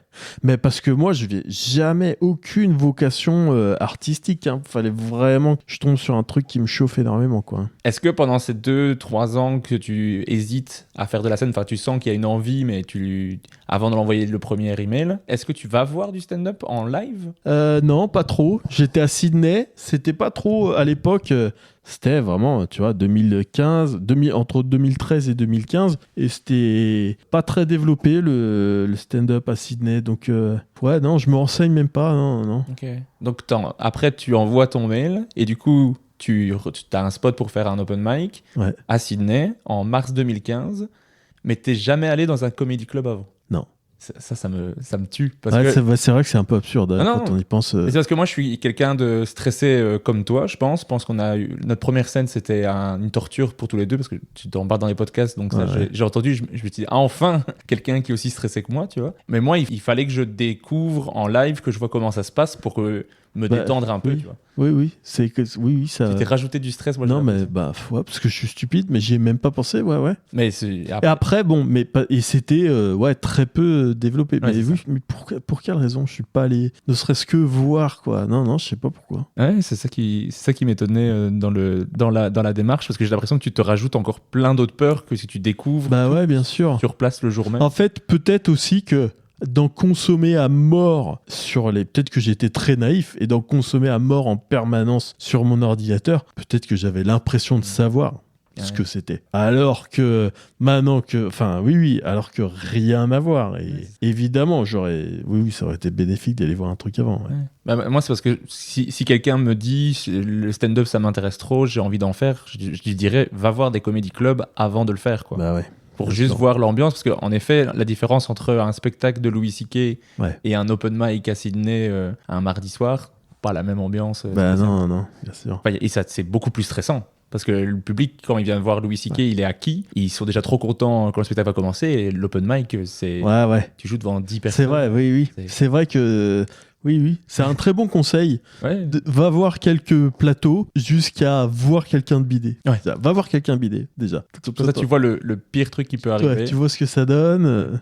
Après, c'est dur de monter sur scène quand même après derrière. Ouais. Mais après, ça veut dire que tu le veux vraiment, quoi. Mais donc, tu fais ta toute première scène. Comment tu décris ta première scène? Je sais que dans les podcasts, on a parlé d'une torture, mais si tu veux expliquer un peu comment tu as ressenti, genre avant, pendant et après ton passage. Avant, je me rappelle plus... Très bien, parce que c'était il y a longtemps, probablement très stressé, quoi, et j'arrive dans cet endroit, mais effectivement, que je trouve bizarre et qui n'a rien à voir avec un spectacle parce que j'aurais dû aller jeter un œil avant, mais donc j'arrive dans cet endroit, qui est un peu bizarre, c'était un bar d'étudiants et tout. Ouais, j'arrive, je me chie dessus, parce que moi j'étais très traqueux et tout, même encore maintenant, mais bon, au bout d'un moment, quand t'as des milliers de scènes dans les pattes, il y a plein de trucs qui ne sont plus du tout stressants. Mais là, à l'époque, j'étais dans un track pas possible, elle m'explique un peu, tu vas passer premier, machin, tu vas faire 3 minutes. Vas-y, passe premier en plus. Ouais. Wow. Et il y a quelqu'un qui, je sais plus, je me rappelle plus s'il y a une chauffe, je me rappelle plus qui fait la chauffe, mais je suis au moins annoncé, quoi. Et j'y vais, je me rappelle plus trop des blagues. Je sais juste que tu as une blague que tu fais une comparaison d'une chatte et d'un Big Mac. Ouais. Un truc comme ça, des trucs un peu sur l'orgasme. Bah, moi, de toute façon, c'est toujours été pipi, caca, prout. Bigard en moins bien. À Sydney, ils étaient là. Pépé, caca, prout. Prout, mate. L'épisode, ça s'appelle Ragislin Blick, Bigard en moins bien. Ouais, exactement. Mais ouais, il y avait ça, des trucs sur l'orgasme, sur les filles qui simulent l'orgasme. Enfin, peu importe, t'as pas de bonne vanne pour commencer. T'es nul quand tu commences, mais quitte à être nul, peut-être essayer d'être nul avec des trucs un peu plus passe-partout, quoi. Et je me rappelle plus des blagues en entière, quoi. En entier, je sais pas comment on dit, mais j'ai mes papiers dans la main et je dis ça et tout est nul, rien ne marche, j'arrive même plus à parler anglais. Franchement, je pense que les gens au bout d'un moment doivent même plus tellement comprendre ce que je dis avec le stress. Et je me rappelle très bien qu'avec le stress, ma vision se rétrécit, mon champ de vision, j'ai un cercle noir comme ça, tous les bords deviennent noirs. Je pense que c'est 3 minutes de plus et juste je tombe en arrière, quoi. Mon champ de vision se rétrécit, tous les bords deviennent noirs et je vois plus que vraiment au centre une meuf, mais c'est pas qu'elle rit pas, c'est qu'elle est énervée, quoi, sur son visage. Et ouais, non, il n'y a pas eu un rire. Et il y avait le gars, le headliner de la soirée, qui était un mec en plus qui passait à la radio un peu connu et tout, qui faisait du stand-up, qui est venu et qui a rigolé à toutes les blagues. Il a été trop cool. Sympa. Ouais, c'est trop sympa, parce qu'il avait pas que ça à foutre. Tu vois, le gars, il a pas que ça à faire, quoi. Mais bah, il a rigolé à toutes les blagues et toute la salle. Ouais, pas un rire et tout. Et comment tu te sens après ? Après, ben, c'est un drame. Enfin, c'est pas un drame, en fait. Donc, après, c'est un énorme bide. Je me sens mal, mais donc c'est la panique physique. Mais dans le cerveau, c'est OK, je rentre chez moi, je me fais un budget, j'économise du fric pendant 1 an. Quand j'ai assez de pognon, je rentre en France et je fais ça en français. Donc, vraiment, le bide, je l'ai pris pleine gueule. Et c'est marrant parce que j'avais jamais réalisé ça. Le beat, je me le prends pleine gueule, vraiment dur et tout, physiquement et tout, la tristesse, machin. Et quelque part, c'était inenvisageable que ça m'arrête, tu vois, de m'être pris ça avait pas entaillé la motivation, mais même pas d'1 millimètre, quoi. Et je rentre chez moi, je me dis, je fais un budget, je mets du pognon de côté, je rentre en France et je ferai ça en français. Ce que j'ai fait exactement, quoi. Et ma deuxième scène, c'était 1 an plus tard. En rentrant en France, je ferme tous mes comptes en Australie, je quitte mon boulot et tout. Je rentre en France et je fais ma première scène en français. La même merde, hein, exactement la même daube.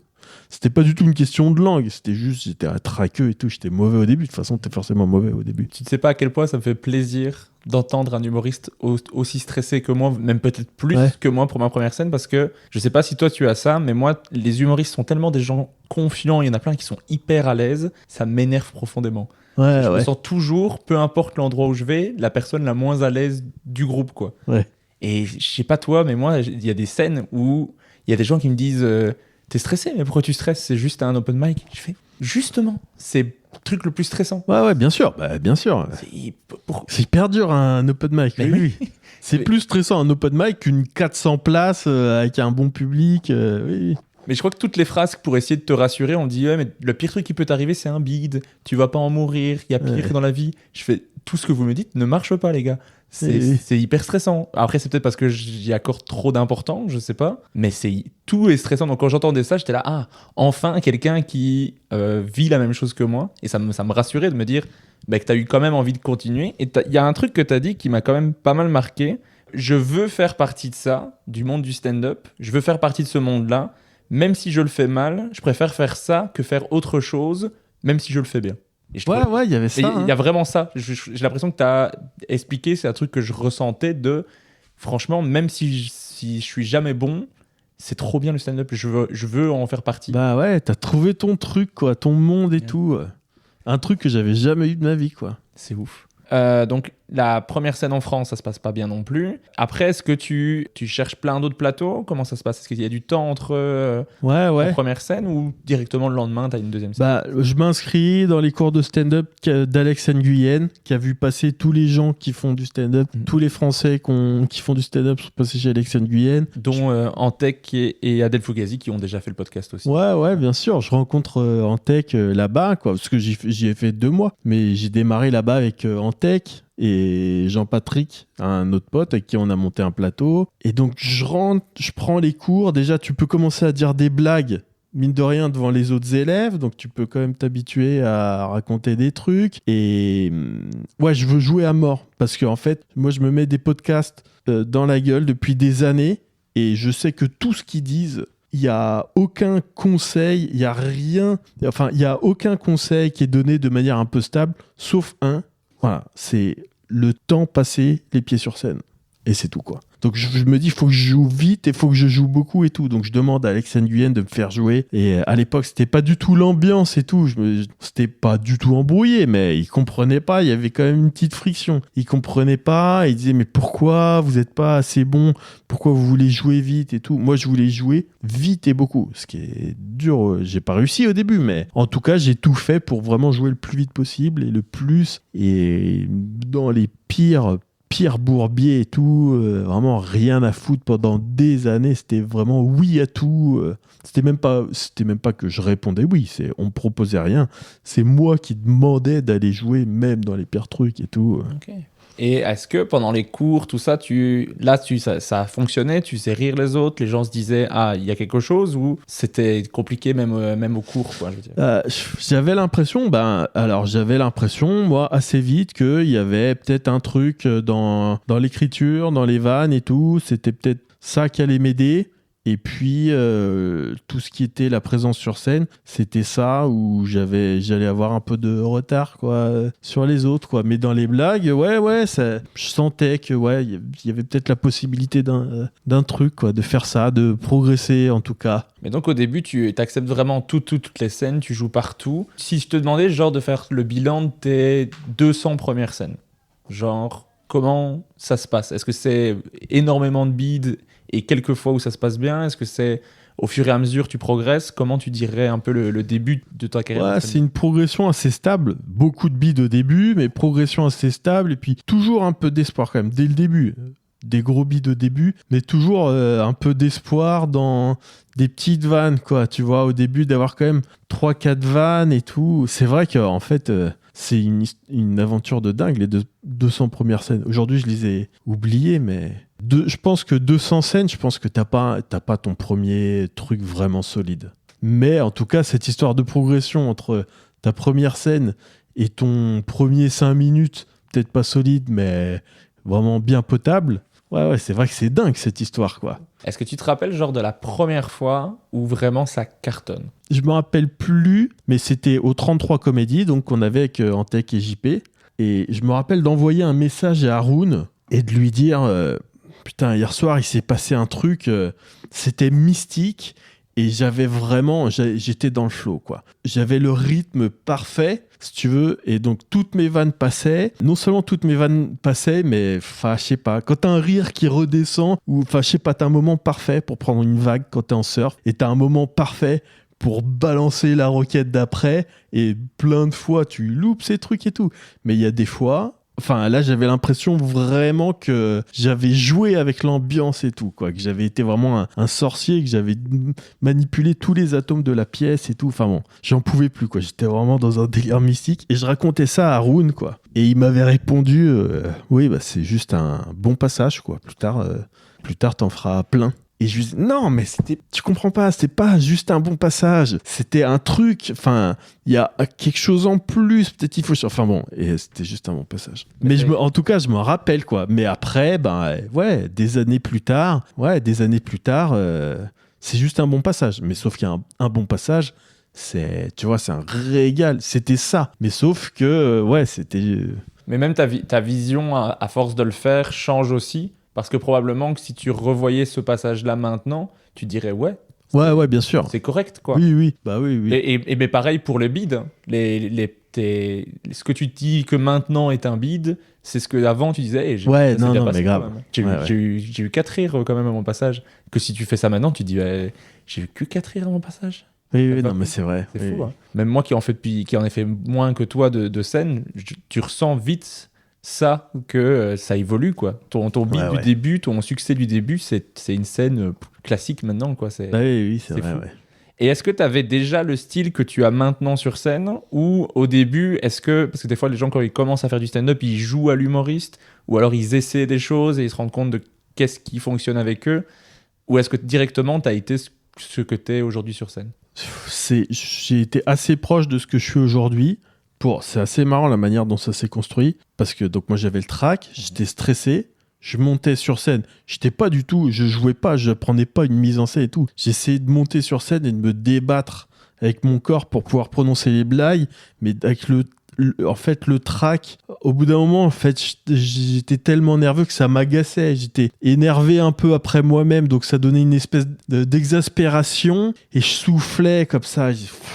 Ça me saoule, mais c'était vraiment une réaction au track et tout. Et finalement, ça faisait marrer les gens et tout, et ça m'a un peu construit comme ça. Et c'est devenu un peu moi. Après, je me suis aussi beaucoup détendu. Je me suis beaucoup rapproché sur scène de ce que je suis dans la vie. Mais il y avait cette espèce de truc de gars un peu exaspéré et tout, que je suis, et ça a jamais été une volonté de mise en scène. C'était vraiment une réaction au stress, et j'en pouvais plus, en fait. J'étais exaspéré quand j'étais sur scène d'être pas assez bon et d'avoir peur que les gens rient pas et tout. Et j'en râlais sur scène, tu vois. J'en soupirais et tout. Et en fait, finalement, ça donnait une vibe qui faisait marrer les gens, quoi. Si tu devais, comparer tes débuts à maintenant, qu'est-ce que tu trouves qui a évolué le plus? Est-ce que c'est dans ton aisance sur scène? Est-ce que c'est dans ta capacité d'écriture? Est-ce que... les deux, mais le plus, là d'où je partais le plus loin, c'est mon aisance sur scène. Hein. Ouais, bien sûr. Ça m'a mis... Enfin, oui, pendant des années, même quand je commençais à devenir pas mauvais, puis avec des bons passages qui faisaient rire les gens, ça restait quand même sur scène, ça restait quand même dur. Alors que là, il y a des contextes dans lesquels je pourrais vraiment jouer en pantoufles et tout. Là, il y a des contextes dans lesquels il n'y a aucun problème. Donc oui, c'est sans aucun doute mon aisance sur scène. Mais après, je peux être encore traqueux dans des nouvelles salles, des nouveaux endroits où il y a un nouvel enjeu et tout. Je peux être traqueux sur les captations, sur les télés et tout. Je peux être traqueux. Mais t'es pas traqueux de la même... T'es traqueux, mais tu arrives à en sortir ou tu restes traqueux? Je reste. J'ai foiré beaucoup de captations télé. Moi, tous mes passages, toutes mes captations, il y en a beaucoup qui sont assez mauvaises à cause du stress. Ouais. Moi, j'ai trouvé qu'il y a des très bonnes captations. Mais après, j'aime bien ce que tu fais, sinon je serais pas essayé de parler, tu vois. C'est inégal. Il y en a qui sont pas mal, je pense, une ou deux, tu vois.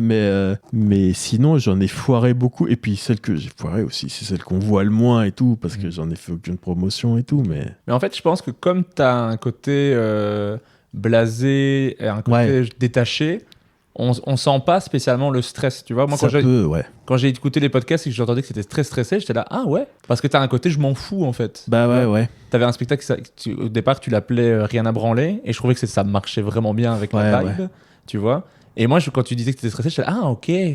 Mais alors que sur scène, ça se voit pas du tout, donc ça m'avait surpris. T'as pas ce côté-là. Que moi, ça se voyait à des kilomètres, mais moi, j'avais les feuilles qui tremblaient, j'oubliais mon texte. Il y a des gens qui m'ont dit, le personnage du gars stressé qui oublie son texte, c'est tellement drôle. Quel personnage? Genre, vous m'avez vu en train de suer, je sais pas le créer de moi-même.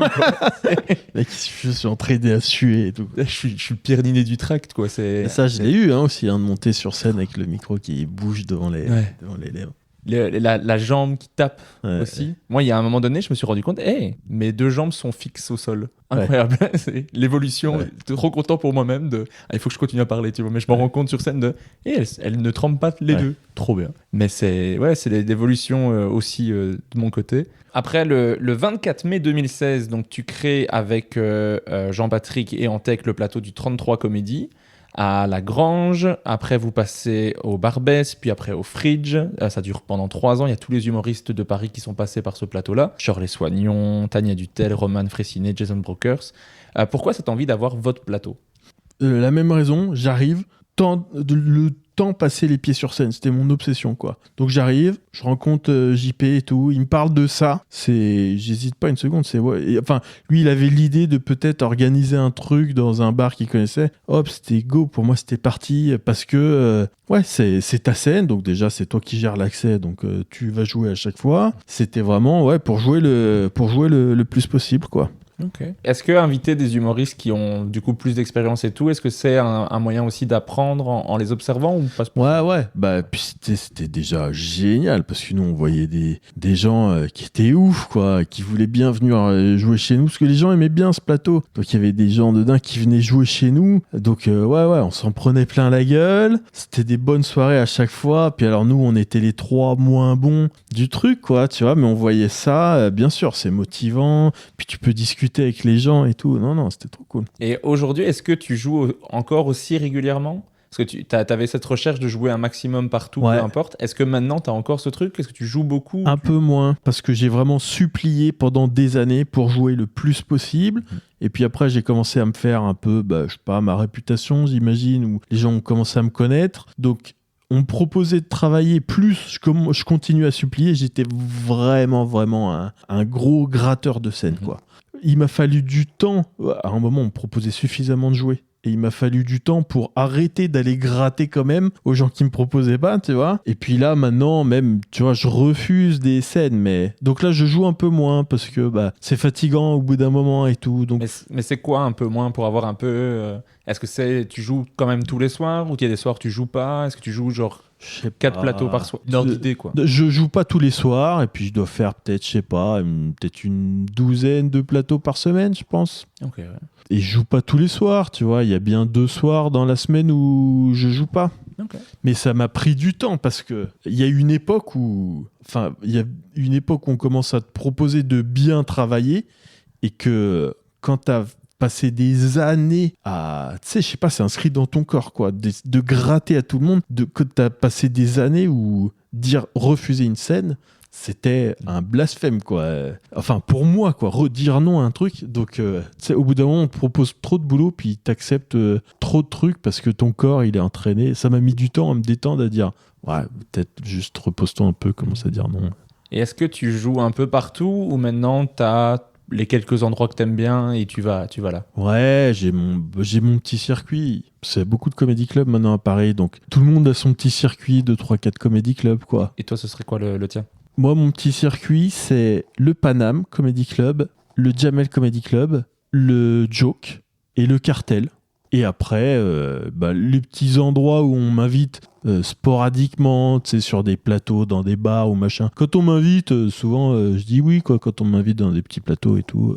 Okay. Mais quand tu vas en plateau, est-ce que là, c'est en mode je travaille des nouvelles blagues ou je fais la promo de ce que je fais avec des blagues déjà construites du spectacle, par exemple? C'est pas très réfléchi. J'étais assez paresseux ces dernières années, donc j'ai pas beaucoup écrit, j'ai pas beaucoup testé. Et puis j'ai fait des vannes, des blagues qui fonctionnaient bien, puis qui fonctionnent de moins en moins bien, parce que c'est la nature. Et heureusement que je me prends ça dans la gueule, qu'au bout d'un moment, ça peut pas durer pour l'éternité et tout. Donc, ouais, enfin, ce que je voudrais faire, c'est travailler beaucoup et écrire beaucoup et tester plein de trucs, quoi. Okay. Mais je le fais pas. Je fais des vieilles vannes, même pas pour faire de la promo, parce que je reste jamais après les plateaux. Je fais jamais de promo et tout. Ok. C'est parce que t'aimes pas ou... J'ai l'impression de perdre mon temps. C'est pas le truc que je préfère, mais j'ai l'impression que si je fais pas ça, j'aurai jamais de gens dans ma salle, quoi. Ouais, écoute, moi j'ai pas de gens dans ma salle. C'est ça qui se passe. Ouais, quand même. J'espère. Enfin, si, j'ai des gens, mais c'est pas... Non, je remplis pas très bien, moi. À Paris, c'est compliqué, en plus. À Paris, avec le nombre de scènes qu'il y a, le nombre de spectacles à voir, c'est assez fou. Enfin, je sais pas comment toi tu vis ça. La compétition avec tous les plateaux, tous les humoristes, tous les spectacles. Est-ce que c'est quelque chose que tu vis bien ou c'est juste... Ouais, c'est dur. Non, c'est dur. Après, je le vis pas trop mal, mais c'est dur, en fait, d'avoir un spectacle. Et tu vois, moi, je suis jamais complet, machin. C'est un peu dur, mais c'est moi, en fait. C'est pas Paris et tout. C'est moi qui fais mal les choses. Il faudrait juste pas le faire. Pas jouer à Paris. Ou jouer à Paris et tout donner... Et voilà, donc faire la promo sur tous les plateaux, faire tout ce qu'il faut sur les réseaux pour être connu et tout, machin. Moi, je fais un espèce de truc entre deux qui a aucun intérêt. Ok. En juillet 2019, tu lances ton premier podcast qui s'appelle Comique. Tu as aussi participé aux premiers épisodes de Calme-toi Bernard et au podcast Sympa la vie avec Paul de Chavannes dont on a parlé tout à l'heure. Pourquoi avoir arrêté ces podcasts-là ? Sympa la vie, c'était un truc, ça devenait moins évident. Puis c'était très régulier aussi, Sympa la vie. C'était toutes les semaines à la même heure et tout. Donc au bout d'un moment, ça commençait à faire une pression pas possible. Okay. Puis c'est moi qui m'occupais du truc, c'est moi qui faisais les montages et tout. Parce que Paul voulait pas le faire. Et Paul, il aurait été chaud pour sortir les trucs non montés. Mais alors moi, je pouvais pas, c'était pas possible, quoi. Donc alors je m'infligeais le montage. Donc trop de pression et tout. Ok. Au bout d'un moment, on a juste arrêté, quoi. Ok. Je comprends, je saurais pas sortir les épisodes sans les monter. Ouais. Bah oui. J'essaie de contrôler les trucs, de me réécouter tout ce qu'on a dit pour voir si ça donne bien, s'il manque pas du rythme, si j'ai pas fait une blague nulle. Et souvent, on a beaucoup de points communs, Régis. Ouais, il me semble. Et calme-toi Bernard, c'est juste, j'ai fait quelques épisodes au début. T'as fait les 6 premiers, je pense. Ouais, comme je connaissais un peu le podcast et tout, c'est pour ça que je les ai un peu mis sur les rails. Et après, au bout d'un moment, ils se débrouillaient bien sans moi. Et est-ce que les auditeurs de comics, ils te réclament de sortir plus d'épisodes ou ils sont compris que ça servait à rien et que tu feras Non, ils me demandent. Ils me demandent régulièrement. Régulièrement, on me demande des nouveaux épisodes et quand est-ce qu'il y en aura. Ouais, c'est agréable. Parce que ça montre qu'il y a un intérêt ça fait plaisir que les gens aiment bien. Mais il n'y a pas beaucoup de gens qui écoutent, mais les gens qui écoutent, ils aiment bien, quoi. Ouais, ça fait plaisir. C'est juste, après, je sais jamais quand est-ce que ce sera le prochain épisode. Mais... C'est vrai que moi aussi, j'ai pas un nombre d'auditeurs extravagant, mais ceux qui écoutent vraiment tout, quoi. Ouais. Il y a plein de gens qui me disent j'ai écouté tous les épisodes, de gens qui n'ont jamais entendu parler de leur vie et qui découvrent. Moi, les trucs que je préfère, c'est quand les gens me disent j'ai pris des places pour le spectacle de un tel parce que j'ai écouté dans ton podcast. Ça me fait trop plaisir, quoi. Parce que moi, comme j'invite que des gens que j'aime bien, s'ils me disent j'ai été voir le spectacle, je fais c'est un peu grâce à moi que je l'ai fait découvrir, ça me fait trop plaisir parce que j'ai l'impression d'avoir partagé ma passion pour ce que fait quelqu'un. Et je trouve ça trop cool. Il y a quelqu'un qui a découvert genre Adib Al-Khalidé hier, qui m'a envoyé un message pour me dire j'ai regardé son spectacle, je pleure de rire, merci. Et moi, j'ai fait découvrir Adib Al-Khalidé, tu vois. Pour moi, qui est mon humoriste préféré. C'est pour ça que... Bah oui, c'est trop cool. Et puis, c'est une relation aussi que... Enfin, toi, pour ton spectacle, tu vois, tu vas voir les gens dans la salle.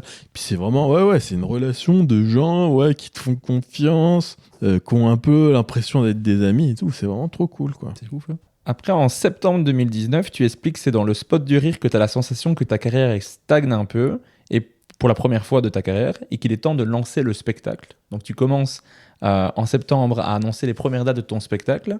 Est-ce que à refaire, tu referais pareil, de lancer ton spectacle à ce moment-là? Bah, septembre 2019, non. Parce qu'après, on s'est tapé le Covid, quoi. Donc, je l'aurais fait 1 an plus tard et tout. Mais j'ai tellement pas de... Je suis nul en stratégie et tout. J'en ai aucune idée.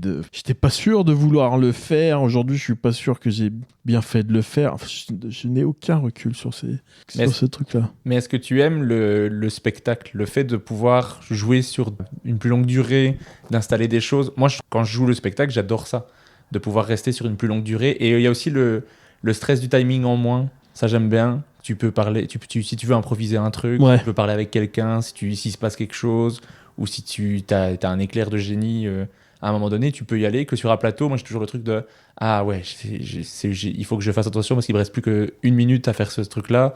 Mais si j'ai fait ça, alors attention parce que le truc que je l'ai pas dit au début, que sur spectacle, je me détends beaucoup. Je sais pas comment toi tu vis le spectacle, ou si tu pouvais le faire, tu ferais que des plateaux. Ah non, j'aimerais bien, non. Ça serait pas une option de faire que des plateaux, même si je pouvais le faire, quoi. Et j'aimerais bien... et le spectacle, je prends du plaisir maintenant qu'il est bien, qu'il marche bien et tout. Pendant longtemps, c'était dur, je trouvais pas à la hauteur et tout. Pendant comme longtemps, c'était assez dur, quoi. Maintenant, il est bien, il marche bien, et donc je l'aime bien. Et c'est agréable de... Oui, c'est agréable de... Quand tu kiffes pendant 10 minutes, c'est agréable de kiffer pendant 1 heure, quoi. De faire que des plateaux, je sais pas, je crois que j'ai quand même l'ambition, quoi, un jour de faire un spectacle qui soit vraiment excellent et tout. Je trouve un spectacle, c'est un truc d'une carrière de stand-upper, quoi. Mais non, enfin, il y a des gens qui sont à ne faire que des plateaux. Et je les comprends. Enfin, en tout cas, pour eux. Mais est-ce que des fois, tu rêves de ta captation, d'avoir le DVD, c'est un peu le truc à l'époque, tu vois, mais d'avoir sa captation de spectacle et de se dire j'ai un spectacle qui est capté, c'est pas quelque chose qui te fait envie? Si, je crois qu'au fond de moi, si je suis vraiment honnête, j'ai un jour envie d'avoir une captation et de diffuser un spectacle et que ce soit le meilleur spectacle de stand-up de l'histoire du stand-up. Honnêtement, hein, je crois que cette ambition, elle est là. C'est pas celui de ce soir. c'est pas celui de ce soir et tout. Probablement que j'y arriverai jamais, mais ouais, je pense que j'ai l'ambition, quoi, de faire un truc bien et tout. Faut que j'y travaille et tout, mais l'objet de faire le spectacle, un spectacle d'1 heure, pour moi, ça fait partie du truc, quoi. Ok. Et est-ce que tu rêves genre de jouer dans tel endroit ou pas spécialement ça? Pas trop, non. Il n'y a pas un truc qui te fait, genre, souvent il y a l'Olympia, tu sais, le côté j'ai mes lettres en rouge de l'Olympia, il y a des gens que ça... Moi par exemple, ce serait le Cirque Royal à Bruxelles. Ok. Je trouve que la salle elle est parfaite pour le stand-up. Et du coup, cette scène me fait rêver quand je vais voir des spectacles là-bas, quoi. J'ai jamais vu le Cirque Royal. C'est combien de places? C'est 1008. Ouais, c'est 1008, c'est en théâtre à l'italienne, donc en demi-cercle. Le son est nickel, c'est très beau aussi, mais c'est parfait parce que t'as l'impression, peu importe où t'es dans la salle, j'ai l'impression que tu te sens jamais loin de la scène. Donc je trouve que pour le stand-up, ça marche bien. Que si tu joues dans un zénith, tu vois un petit point loin, quoi. Alors moi j'ai pas les noms, je suis pas trop symbole et tout, donc moi l'Olympia je m'en fous, les Zéniths je m'en fous. Pour l'accomplissement, ça je m'en fous. J'aimerais bien avoir des accomplissements en termes de faire un truc génial, mais maintenant l'endroit et tout, pour moi c'est pas des trucs que j'ai besoin d'accomplir. L'Olympia c'est vraiment le nom, en plus une salle qui coûte un bras parce que tu payes le nom et tout, enfin, où c'est vraiment de la stratégie. Si je faisais l'Olympia, ça serait de la stratégie business, tu sais, pour après aller vendre ta tournée, machin. Donc non, j'ai pas d'endroit. Moi j'adore les petites salles, tu sais, t'as des petites salles, la salle du Paname, l'ambiance que tu te prends dans la gueule, c'est incroyable. Moi j'ai vu, c'est terrible hein, ce que je vais dire, parce qu'il y a une économie, on remplit des grandes salles, on fait travailler plein de gens. Moi j'ai vu Louis C.K. Dans une 300 places à Paris, beaucoup mieux que l'Olympia, tu vois. J'ai vu Seinfeld au Paname devant 80 personnes. Beaucoup mieux que, tu vois, les plus grosses salles qu'il peut faire, hein, Jerry Seinfeld. Et sinon, mais j'aimerais bien, tu vois, des entre 1000 et 2000, j'aimerais bien. Si vraiment j'étais hyper connu, ce qui je pense que je suis plutôt à l'abri de ça, mais si jamais c'était le cas et que j'avais suffisamment de notoriété pour faire une tournée de Zénith, je ferais pas une tournée de Zénith, je ferais une tournée de Cercle Royal, sauf que tu les fais par 3-4, tu vois, au lieu de faire un Zénith à 6000, et ben tu fais 3-4 Cercle Royal. J'aime bien ces salles-là, quoi, je trouve ça sympa. Moi, plus sympa qu'un Zénith. Je pense là un peu comme toi. Enfin, après, c'est toujours plus facile quand on te pose pas la question, tu vois. Mais j'ai pas l'impression que des Zéniths, c'est cool pour le stand-up, quoi. J'ai l'impression que c'est cool pour ton ego, c'est bien rempli, ça claque, ça fait j'ai rempli un Zénith, c'est toujours plus stylé que j'ai rempli un comedy club. Ouais. Pour l'expérience, je sais pas. Ça, c'est des hangars gigantesques. Mais après, je crois que le rêve, c'est juste d'avoir à chaque fois toutes ces dates remplies, quoi. Juste, bien sûr. T'es tranquille. Et ne pas pouvoir faire de promo, ça, c'est arriver, tu sais, au niveau Roman Fressinet qui fait une story, qui met le lien, et les gens réservent tout, et après tout est rempli, il fait bon, bah, c'est parti pour la tournée, quoi. Ça, c'est le rêve. Grave. En termes de promo, moi, tu me fais rire dans la promo. Il y a une promo sur Instagram, j'ai noté parce que ça me fait trop rire. T'encourages les gens à prendre leur place. C'était pour la petite loge où t'avais commencé ton spectacle. T'encourages les gens à prendre leur place en leur disant qu'il est au tarif réduit à 10 €. Et ça nous arrive à tous de foutre 10 balles à l'air. Le vrai tarif, c'est 20 €. Et là, honnêtement, ça commence à faire beaucoup. Si vous n'arrivez pas à mettre la main sur une place réduite quelque part, je pense que vous méritez de payer trop. Vous n'êtes juste pas équipé pour affronter la vie moderne. Moi, cette promo me fait trop rire de me dire, mais ça vaut pas 20 balles. Je me dis, c'est tellement de la contre-promo pour ton propre spectacle, mais ça me fait rire. En vrai, si tu comprends le second degré du truc, moi je trouve ça très drôle et très... Il n'y a pas d'arrogance dans ce que tu fais. Tu vois. Et moi ça j'aime beaucoup. C'est un truc que j'arrive pas avec les humoristes. Quand je les trouve arrogants, moi ils me perdent toute sympathie et du coup je ris plus, quoi.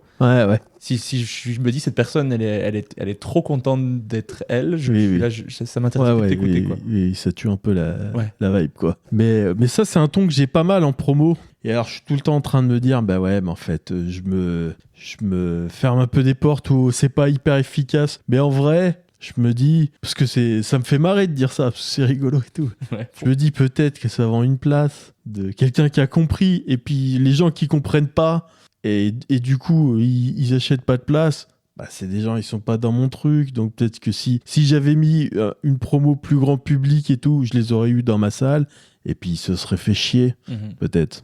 Ouais, ils auraient été déçus en arrivant parce que c'est pas ce à quoi ils s'attendaient, quoi. Ouais. Moi, je trouve que c'est le truc qui est le plus dur avec tout ce qui est promo, réseaux sociaux et tout, c'est d'arriver à faire quelque chose qui te ressemble suffisamment pour que les gens aient envie de venir te voir, mais qui s'attendaient quand même au même ton, quoi. Bah ouais. Moi, c'est pour ça que j'arrive pas à faire de vidéos parce que je suis là, mais ce que je voudrais faire, c'est du stand-up, tu vois. Ouais, ça c'est un enfer. C'est ouf, hein. Mais encore un point commun qu'on a. Et à cette époque, le spectacle, il s'appelle Plus rien à branler.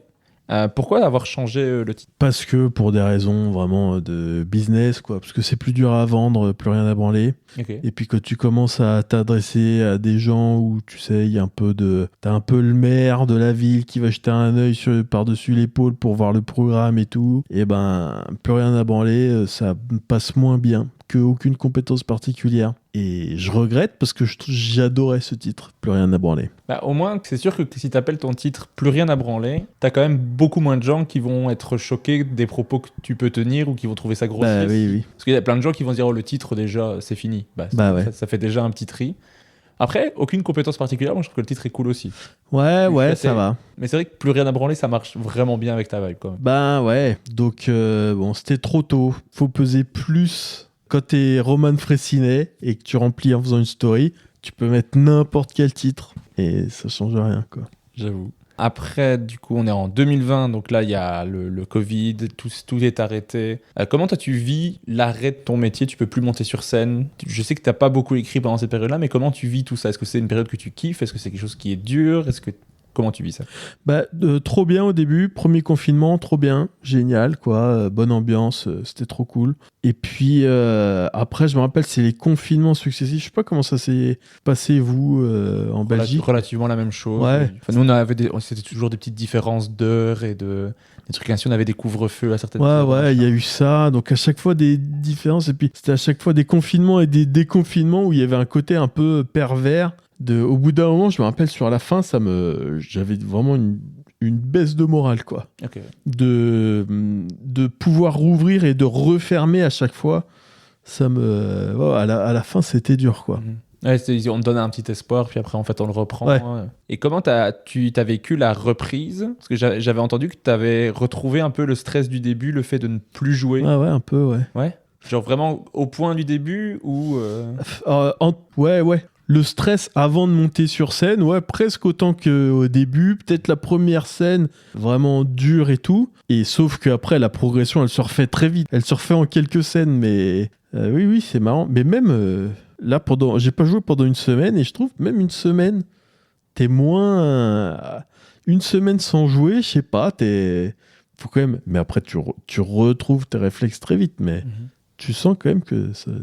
Mais des fois, une petite pause, c'est cool aussi, parce que des fois, tu reviens avec une énergie aussi différente, mais t'es quand même perturbé. Ouais, puis même si t'as perdu le truc pendant une semaine ou deux, c'est pas gênant, parce que tu le reprends vite, quoi. Mais oui, non, des pauses de temps en temps, c'est cool. Ensuite, habituellement, ce que je fais, c'est que j'épluche les Facebook et les Instagram des artistes, ouais. Et je vois un peu tout ce qu'ils ont fait, et il n'y a pas beaucoup. Je pense qu'il y avait une publication en 2019 où tu dis que tu as acheté une bouteille d'eau, que tu as acheté du matériel de pro d'humoriste. Tu as une publication, c'est En Tech en radio. 2021, je pense qu'il n'y a rien sur ton Facebook. Ouais. 2022, rien non plus. Du coup, c'est plus dur pour mes recherches. Ça va compliquer un petit peu la vie. Mais j'ai vu que tu as fait un essai pour le Jamel Comedy Club et tu as intégré la troupe, mais ça, je sais pas si c'est 2021 ou 2022.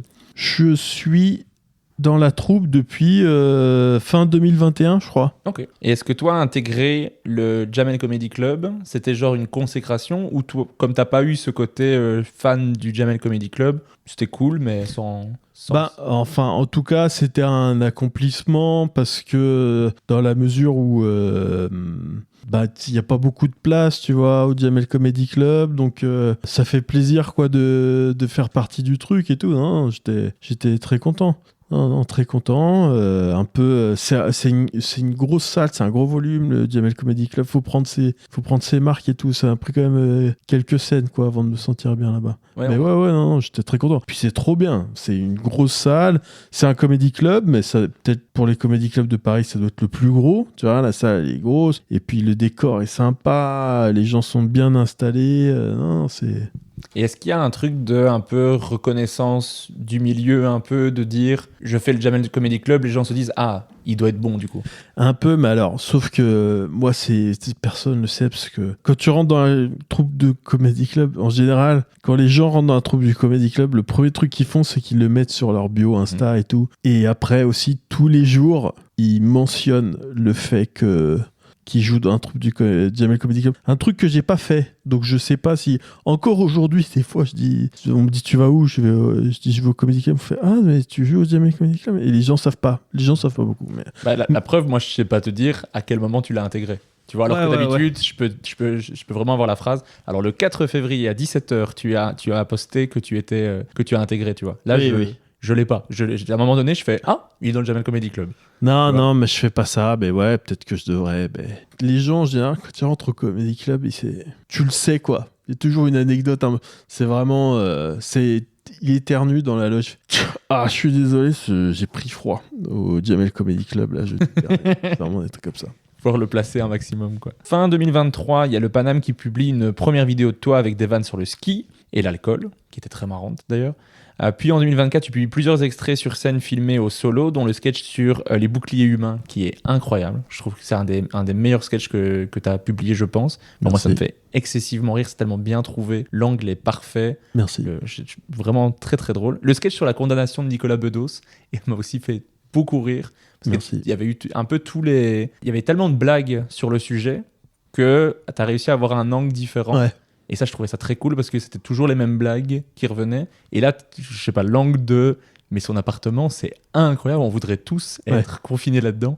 J'avais trouvé ça super drôle.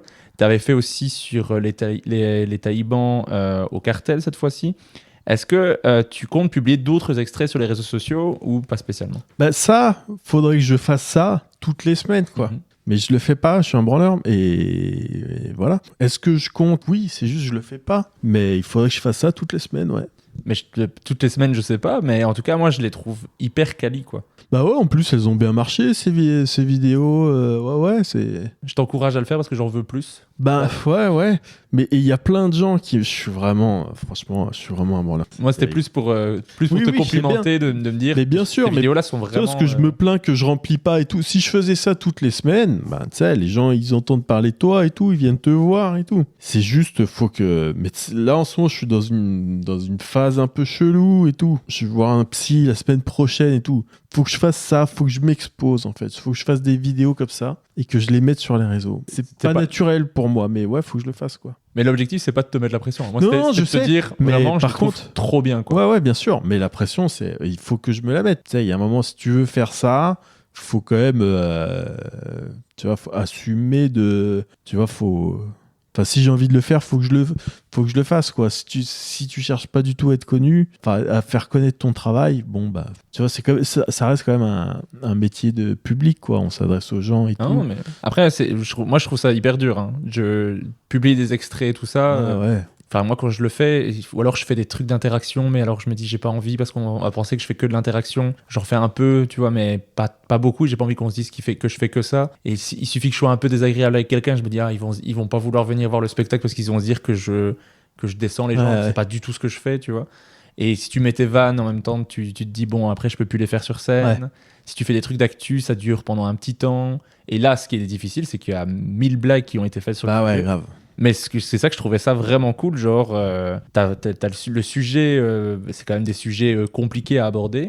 Ouais. Je sais pas, t'as pile l'angle. Bah ouais. L'actu c'est compliqué parce que à chaque actu, il y a 200 humoristes qui font des vannes, donc ouais. Il y a ça aussi qui me motive pas. Des fois j'essaye, puis il y a une vanne qui me vient, puis tu la vois 50 fois, tu dis bon bah tu peux pas faire ça et tout. Donc ouais, faut le faire. Mais alors en plus c'est bien si t'as un angle, quoi. Alors j'ai passé, mais en février 2022, j'ai passé ma ligne. On voit la première vidéo de l'émission Génération Paname sur France 2, qui est filmée au Paname Art Café. Puis après, il y en a une deuxième vidéo cette fois filmé à la Cigale. Comment tu as vécu tes 2 premières captations télé et expériences télé? Je crois qu'il y en a une à la Cigale, une toute première à la Cigale qui n'est pas diffusée, parce que je suis pas très bon. Celle qui est filmée au Paname, il y a une espèce de... C'est pas terrible, mais je suis quand même un peu meilleur. Elle est bien. Puis celle d'après, à la Cigale, ça va, je sais plus. C'est le sketch sur les chihuahuas. Sur les chihuahuas, ouais, ça va un peu mieux aussi. Et dans le premier au Paname, c'est un peu la base de ce que tu fais à ton Montreux, de quand t'es con, t'es pas au courant. Ah ouais, peut-être, ouais. Ouais, exact, oui. Ouais, qui moi je trouve très très drôle. C'est vrai. 2 vidéos m'ont bien fait rire, moi je les ai regardées, j'ai ri. Ouais. Mais et je vois pas du tout de stress. Non. Ouais, tu vois pas, mais alors que pour moi c'est flagrant. Il y a pire que ça, je te dirais lesquels, mais il y a beaucoup pire que ça. Je les ai probablement vus. Il y a bien pire. J'ai tout regardé, parce que en vrai, c'était plus facile, c'était à la fois plus dur et plus facile de faire mes recherches, parce que j'ai pas beaucoup de base. Ouais. Et en même temps, je me rends rendu compte, si j'ai pas de base, je suis là, bon, qu'est-ce que je demande sur la période pour être dans la chronologie, quoi. Mais en tout cas, moi, j'ai trouvé très cool les captations, mais moi, j'aime beaucoup ce que tu fais. Et on arrive à une captation qui est importante, c'est le 19 février 2025, tu sors ton premier passage à Montreux, avec la vidéo intitulée « Gros coup de chat ». Comment t'as vécu ton premier Montreux? Le stress de faire Montreux, comment t'as vécu tout ça? C'est bizarre, mais toutes mes captages, je me suis vraiment chié dessus, quoi. Et Montreux, c'est ce qui s'est le mieux passé. Déjà parce que c'est des années après, donc j'ai beaucoup plus d'expérience. Et puis les conditions, souvent les conditions de captation, c'est dur. Les premières télé que j'ai faites, t'es coincé à 60 dans une salle toute la journée et tout. Et là, Montreux, c'est vraiment, c'est parfait. Ça n'a aucun rapport avec tous les autres trucs que j'avais fait avant. C'est un gars là, on l'a joué 6 fois, je pense. Tu vois, il est capté 2 fois, donc ils prennent la meilleure. Et puis, ouais, moi, j'avais plus d'expérience, j'étais plus prêt. Puis, t'as toute la place que tu veux. Tu vois, il y a pas mal de captations aussi. Les caméras télé, c'est très gros. Donc, dans une salle, ça prend très vite de la place. Donc, ça nuit un peu à l'ambiance, ça nuit un peu au spectacle. Donc, ça, tu le vois pas sur la vidéo. Tandis que Montreux, tu as une salle de 1700 personnes. Donc, les caméras, quasi soit ou quasi soit pas, ça fait aucune différence pour toi, quoi. Parce que tu les vois pas et tout. Non, c'était donc beaucoup plus facile, Montreux. Et en plus, j'étais plus prêt. Donc... Comment tu fais pour choisir les blagues que tu vas faire à Montreux? Comment tu as fait? Est-ce que ça a été difficile ou est-ce que c'était une évidence? Je vais parler de ça. Parce que moi, je trouve que le Montreux, il est très très bon. Vraiment, le Montreux peut me convaincre d'aller voir le spectacle à tout seul, quoi. Ouais. Très bien, très très très bon. C'est peut-être mes blagues qui marchaient le mieux à ce moment-là, quoi. C'était vraiment ça, hein. C'était mes 2 passages, ces 2 bouts de passage qui marchaient le mieux. Et est-ce que c'est des passages qui sont dans le spectacle également? Ouais.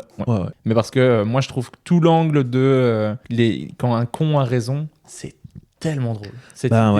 Et en plus, t'as un petit act-out de jeu qui est nickel, de juste au ton de voix, on comprend que c'est lui l'idiot. Juste l'idée est trop drôle. Puis après, tu rajoutes à chaque fois avec le Covid en plus. Et le couple, c'est super drôle, le truc célibataire, couple, auquel tu reviens. Et moi, je trouve que le Montreux, il est excessivement bien. Et dans les commentaires sont hyper bons aussi. Les premiers commentaires que j'ai lus, j'ai pas tout. Il y a plein de gens qui disent arrêtez de rajouter des rires et tout sous la vidéo. Je crois que même Montreux, ils ont dû faire une déclaration d'arrêter de dire ça, on n'a pas rajouté de rire. Sans vouloir avoir l'air trop prétentieux. Ça s'est très bien passé. À chaque fois, tous les gars là et tout sur scène, franchement, ça s'est très bien passé. Mais ouais, il est cool, mais j'étais mieux, j'avais plus d'expérience et tout. Mais et la blague de mon objectif numéro 1, c'est de ne pas jouir. C'est tellement drôle. C'est trop facile pour vous. C'est très très bien trouvé.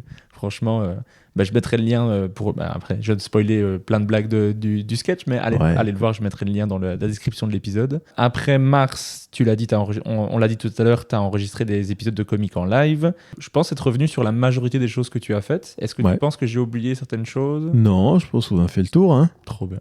J'ai 2 questions un peu générales que je pose à chaque épisode. C'est qu'est-ce que tu aimes le plus et qu'est-ce que tu aimes le moins dans le fait de faire de l'humour? Vraiment le métier d'humoriste. Ça va être très basique, hein. Ce que j'aime le plus, c'est la sensation d'avoir vraiment...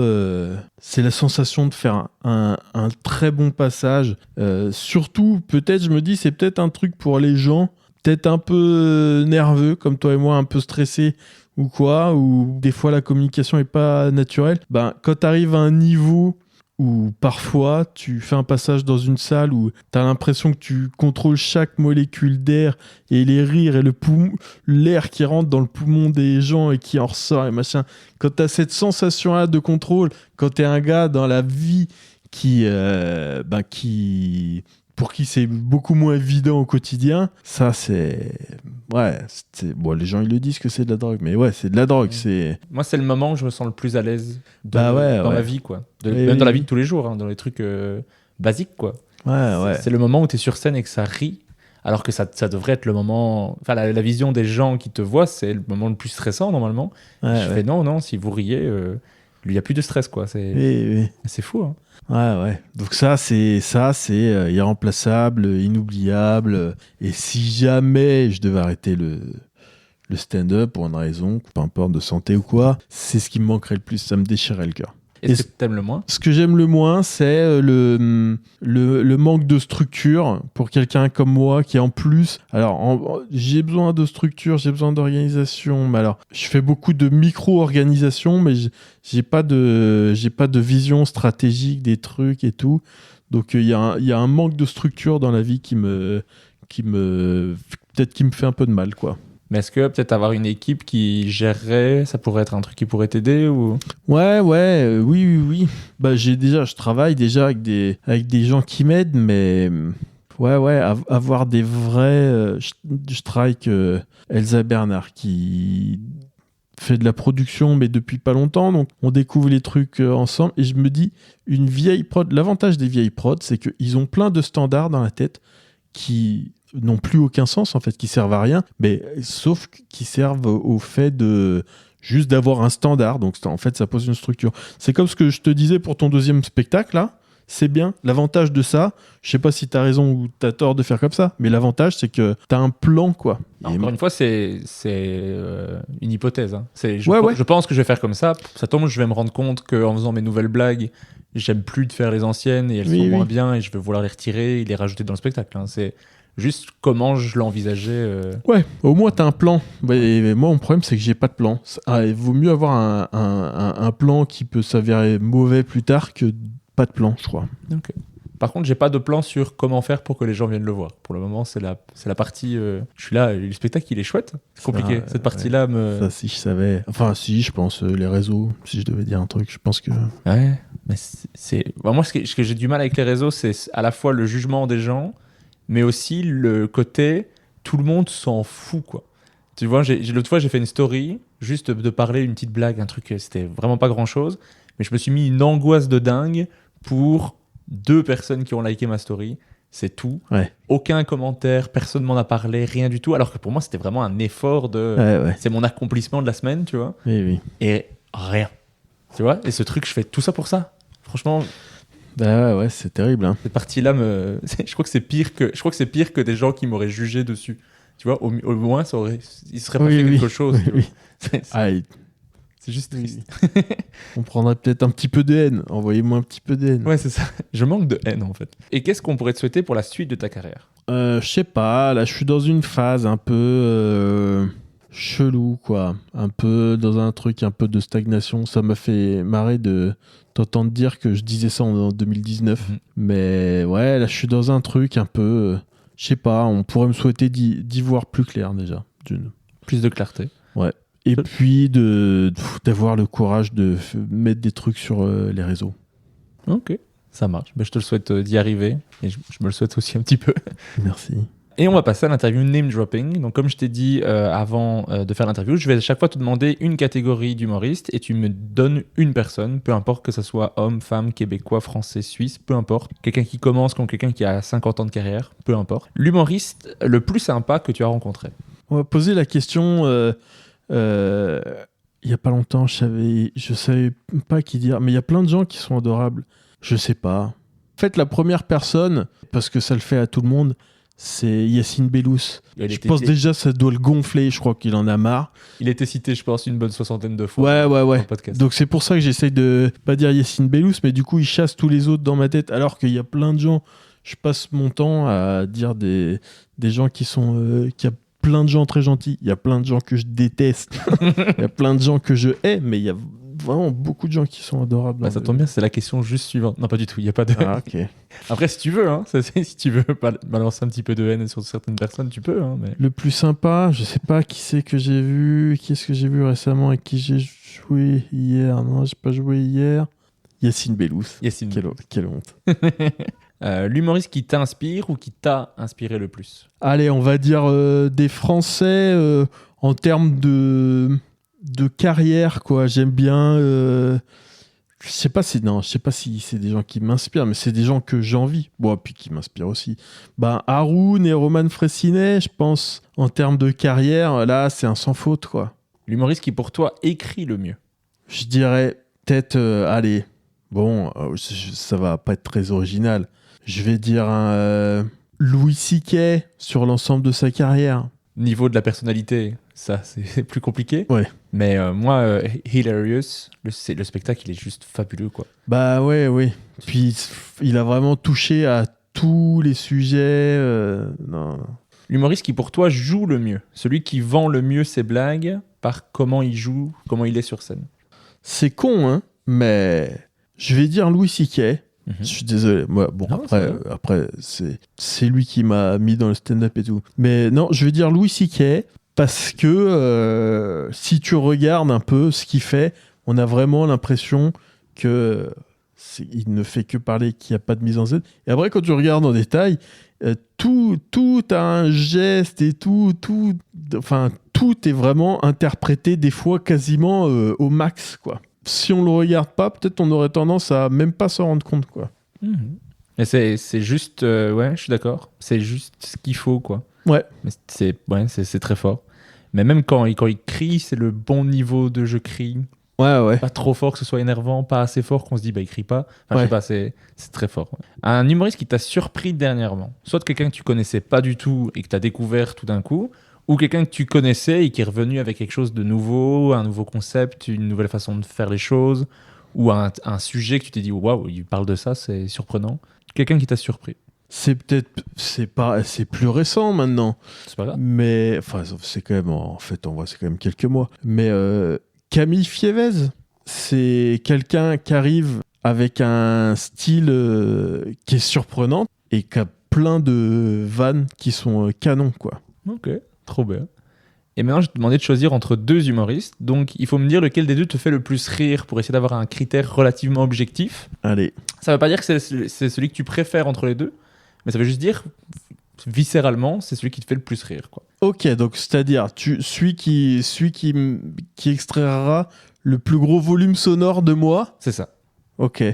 Ou que je préfère, genre pas personnellement, mais dont je préfère la... Non, c'est juste celui qui me fait le plus rire. Celui qui te fait le plus rire pour essayer d'avoir quelque chose d'objectif, parce que sinon, c'est d'office celui que tu préfères entre les deux. C'est par exemple, moi, si on me demande de choisir entre Kian Kojandi et Haroun, Ouais. Haroun me fait plus rire en termes de nombre de rires. Ouais. Mais je pense que je vais préférer Kian Ah ouais. juste par avec les thèmes qu'il aborde. Ah oui, d'accord, ok. Tu vois ce que je veux dire? Ok, mais j'adore les comprends. deux. J'adore vraiment les deux. Ok. Je pourrais pas choisir. Tu me demandes. C'est difficile de me dire lequel des deux tu préfères, mais lequel des deux me fait le plus rire. Je peux te D'accord. dire très facilement. Moi, je vais rarement avoir ce cas de figure. Souvent, quand même, je privilégie le rire. Donc, celui que je vais préférer, ça va souvent être celui qui me fait le plus rire, je pense. Ok.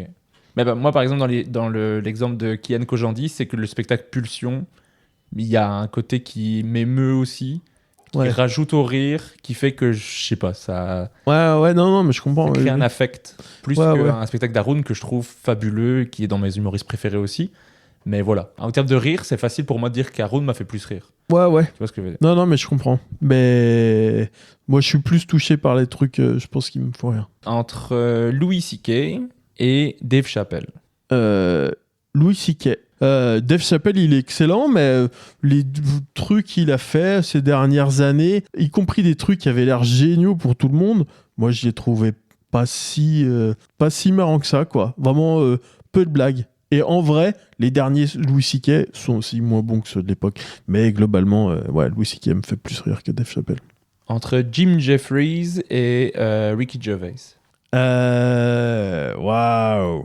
On va dire Ricky Gervais, mais c'est vraiment proche. Les deux me font vachement rire, quoi. Genre, si je prends mes spectacles préférés des deux, on va pas les regarder les moins bons, mais ouais, les deux me font... C'est très proche. Les deux me font vachement rigoler, en tout cas. Entre Bo Burnham et Bill Burr. Bill Burr. Ah, c'est marrant, parce que je pensais pas, mais on est un peu dans le cas de figure que tu citais tout à l'heure. Ok. Enfin, c'est-à-dire que Bill Burr me fait plus rigoler. Et j'aime les deux pareil, je pense. J'adore Bo Burnham. Entre Haroun et Roman Frécinet. Haroun me fait plus rigoler. Entre Blanche Gardin et Marina Rollman. Blanche Gardin. Entre Antec et Julien Santini. Julien Santini. J'adore Julien Santini. Je me bidonne quand je le regarde. C'est tout le temps. Ça fait longtemps d'ailleurs, j'ai pas joué avec lui. Mais c'est tout le temps un régal. Ok. Mais tu le cites souvent dans les podcasts. Ouais. Mais il est très fort. Ouais. J'adore Antec aussi, hein, évidemment. Antec, c'est un pote et tout. On a commencé ensemble. Entre Emma Beaujean et Omar Dob. Je vais dire un truc de ouf. Mais j'ai jamais vu Emma Beaujean sur scène. Ok. Donc, on parle de scène ou dans la vie? Omar Dob, j'ai jamais vu Emma Beaujean sur scène.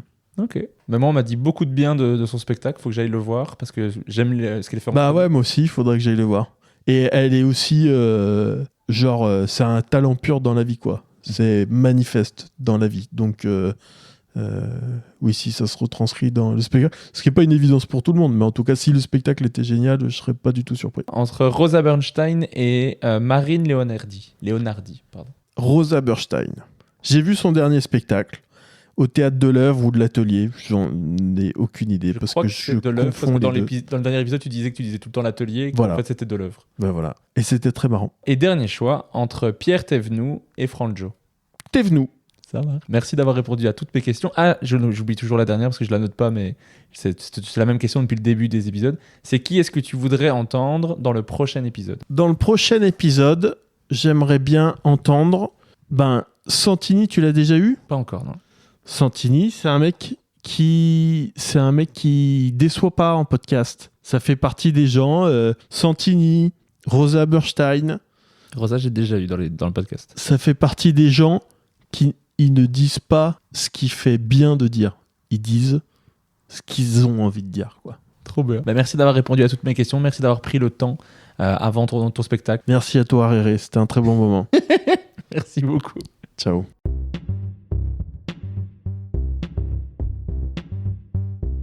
Merci d'avoir écouté Humeur Humoristique. N'hésitez pas à donner votre avis, à vous abonner et à le partager autour de vous. Si vous avez détesté, écoutez le suivant. Il sera mieux.